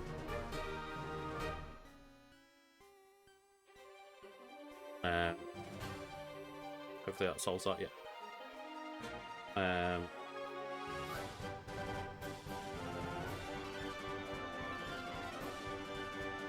Maybe I can go back and watch the VOD and see if I can change the thing for the nickname for Ludicolo to make it a more accurate thing, but for some reason we just didn't add a nickname there. We also didn't add a nickname for Gerda and for Xerneas. Just that stream I must have forgot to be adding nicknames.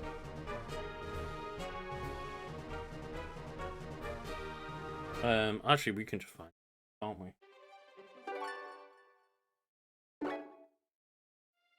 And one of the worst things that Pokemon did for the longest amount of time is like when you come back to your town, if you didn't have a Pokemon in your party with Fly, it meant, yeah, you had to go around and launch him to meet you at Lumio Station.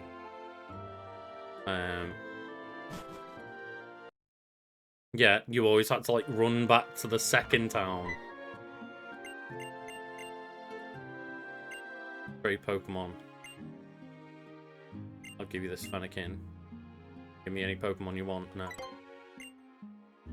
No, Shauna, leave me alone.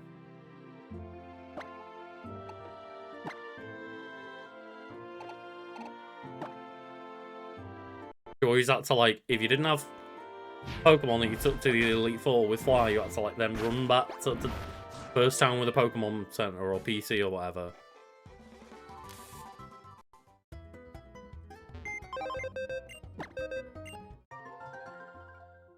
All papers were added. Yay! What was it called? It was called Quackers. There we go. Mystery solved. It was Quackers the Ludicolo. It didn't last very long at all, though, unfortunately. Oh, but yes. Monday, I was thinking we haven't reached Mass Effect Monday goal. Just yet, and we'll see what happens with Mass Effect Mondays, because they may have to be a bit in and out anyway, because like calls move in flat next month and whatnot.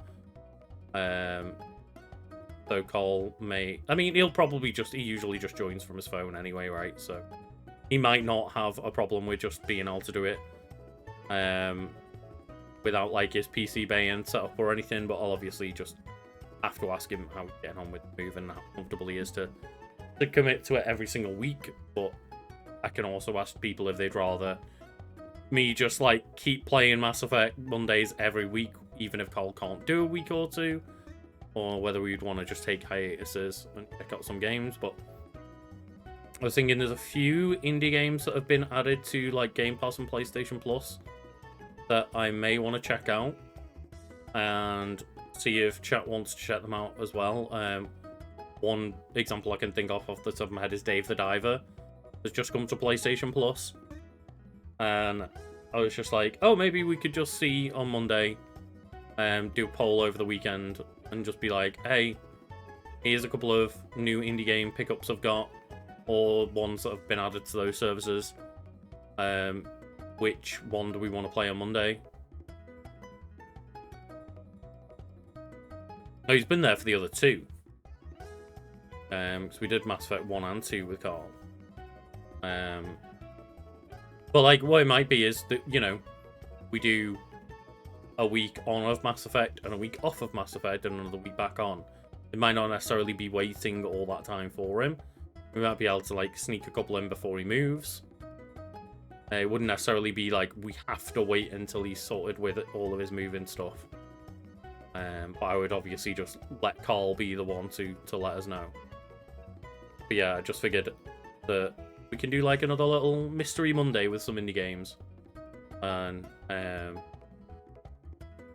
just like let people decide in the Discord. Just do a little poll of what indie game do we want to play. I generally like, if we're not doing Mass Effect, to keep Mondays for like some cool indie games and stuff. And I've heard really good things about Dave the Diver. And there was a couple of other games that I saw come to Game Pass that was like, oh hey, like that would be a good shout. Two-Part just came to Game Pass, yeah. Or Diablo did. So I could also just put that as an option, because I've never played a Diablo game before, so I could stream my first few hours of experiencing Diablo for the first time ever. I wouldn't mind doing either, so I could put that as an option.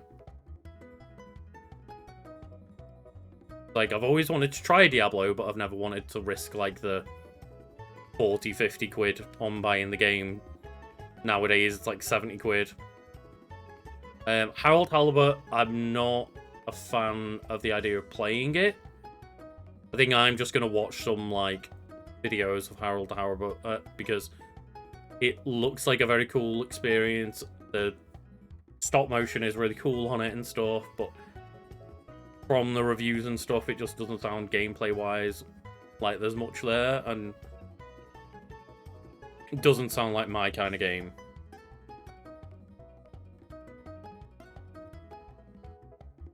I haven't seen some gold after image on Game Pass, but I obviously don't know everything. Oh yeah, Diablo 4 is definitely worth playing on Game Pass. Like, I've got it downloaded on my Xbox. I've been busy at the moment, so I've just not got around to starting it yet. But it might be interesting to be like, oh, that's an option. It's like, I don't mind waiting over the weekend and just trying it out on Monday for the very first time if people want to see that. I don't know what the Shivering Truth is, so I don't know.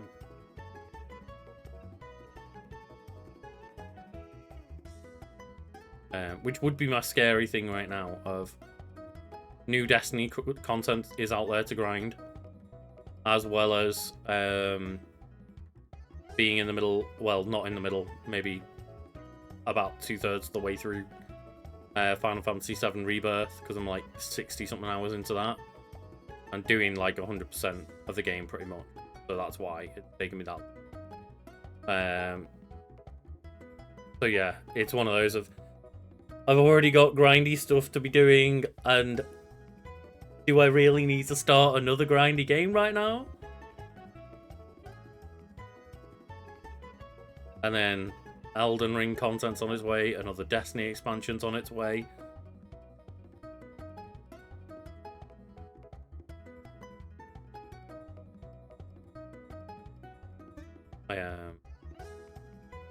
Yeah, that sounds like a fun game to watch stream. I'll definitely, now that I've played through Elden Ring for the most part, like beat the boss and everything. I haven't beat the optional mega bosses like Moga Melania, but I've finished Elden Ring, and I was a bit not sure about streaming Elden Ring and stuff when I first got used to it. But yeah, when that comes out, that can also be a game I throw on stream, because I know how much everyone likes watching people play From Software games on stream and stuff. It's definitely a good shout. But yeah. Destiny 2, they've put their foot down and said there is more Destiny 2 coming. Do not worry. We are not giving up on Destiny 2. But someone that was like on the Destiny forums like a month ago leaked some information, and everyone was like, oh, that sounds silly, like whatever. And they also said like a Destiny 3 was in the works, and they assume it still is in the works. And then like last week or whatever it was, their leak got proven to be right about the first part. So now everyone's lending credence a bit more to the idea that maybe Destiny 3 is in development.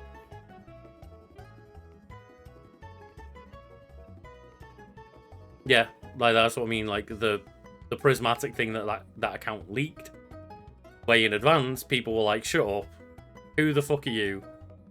And that turned out to be true.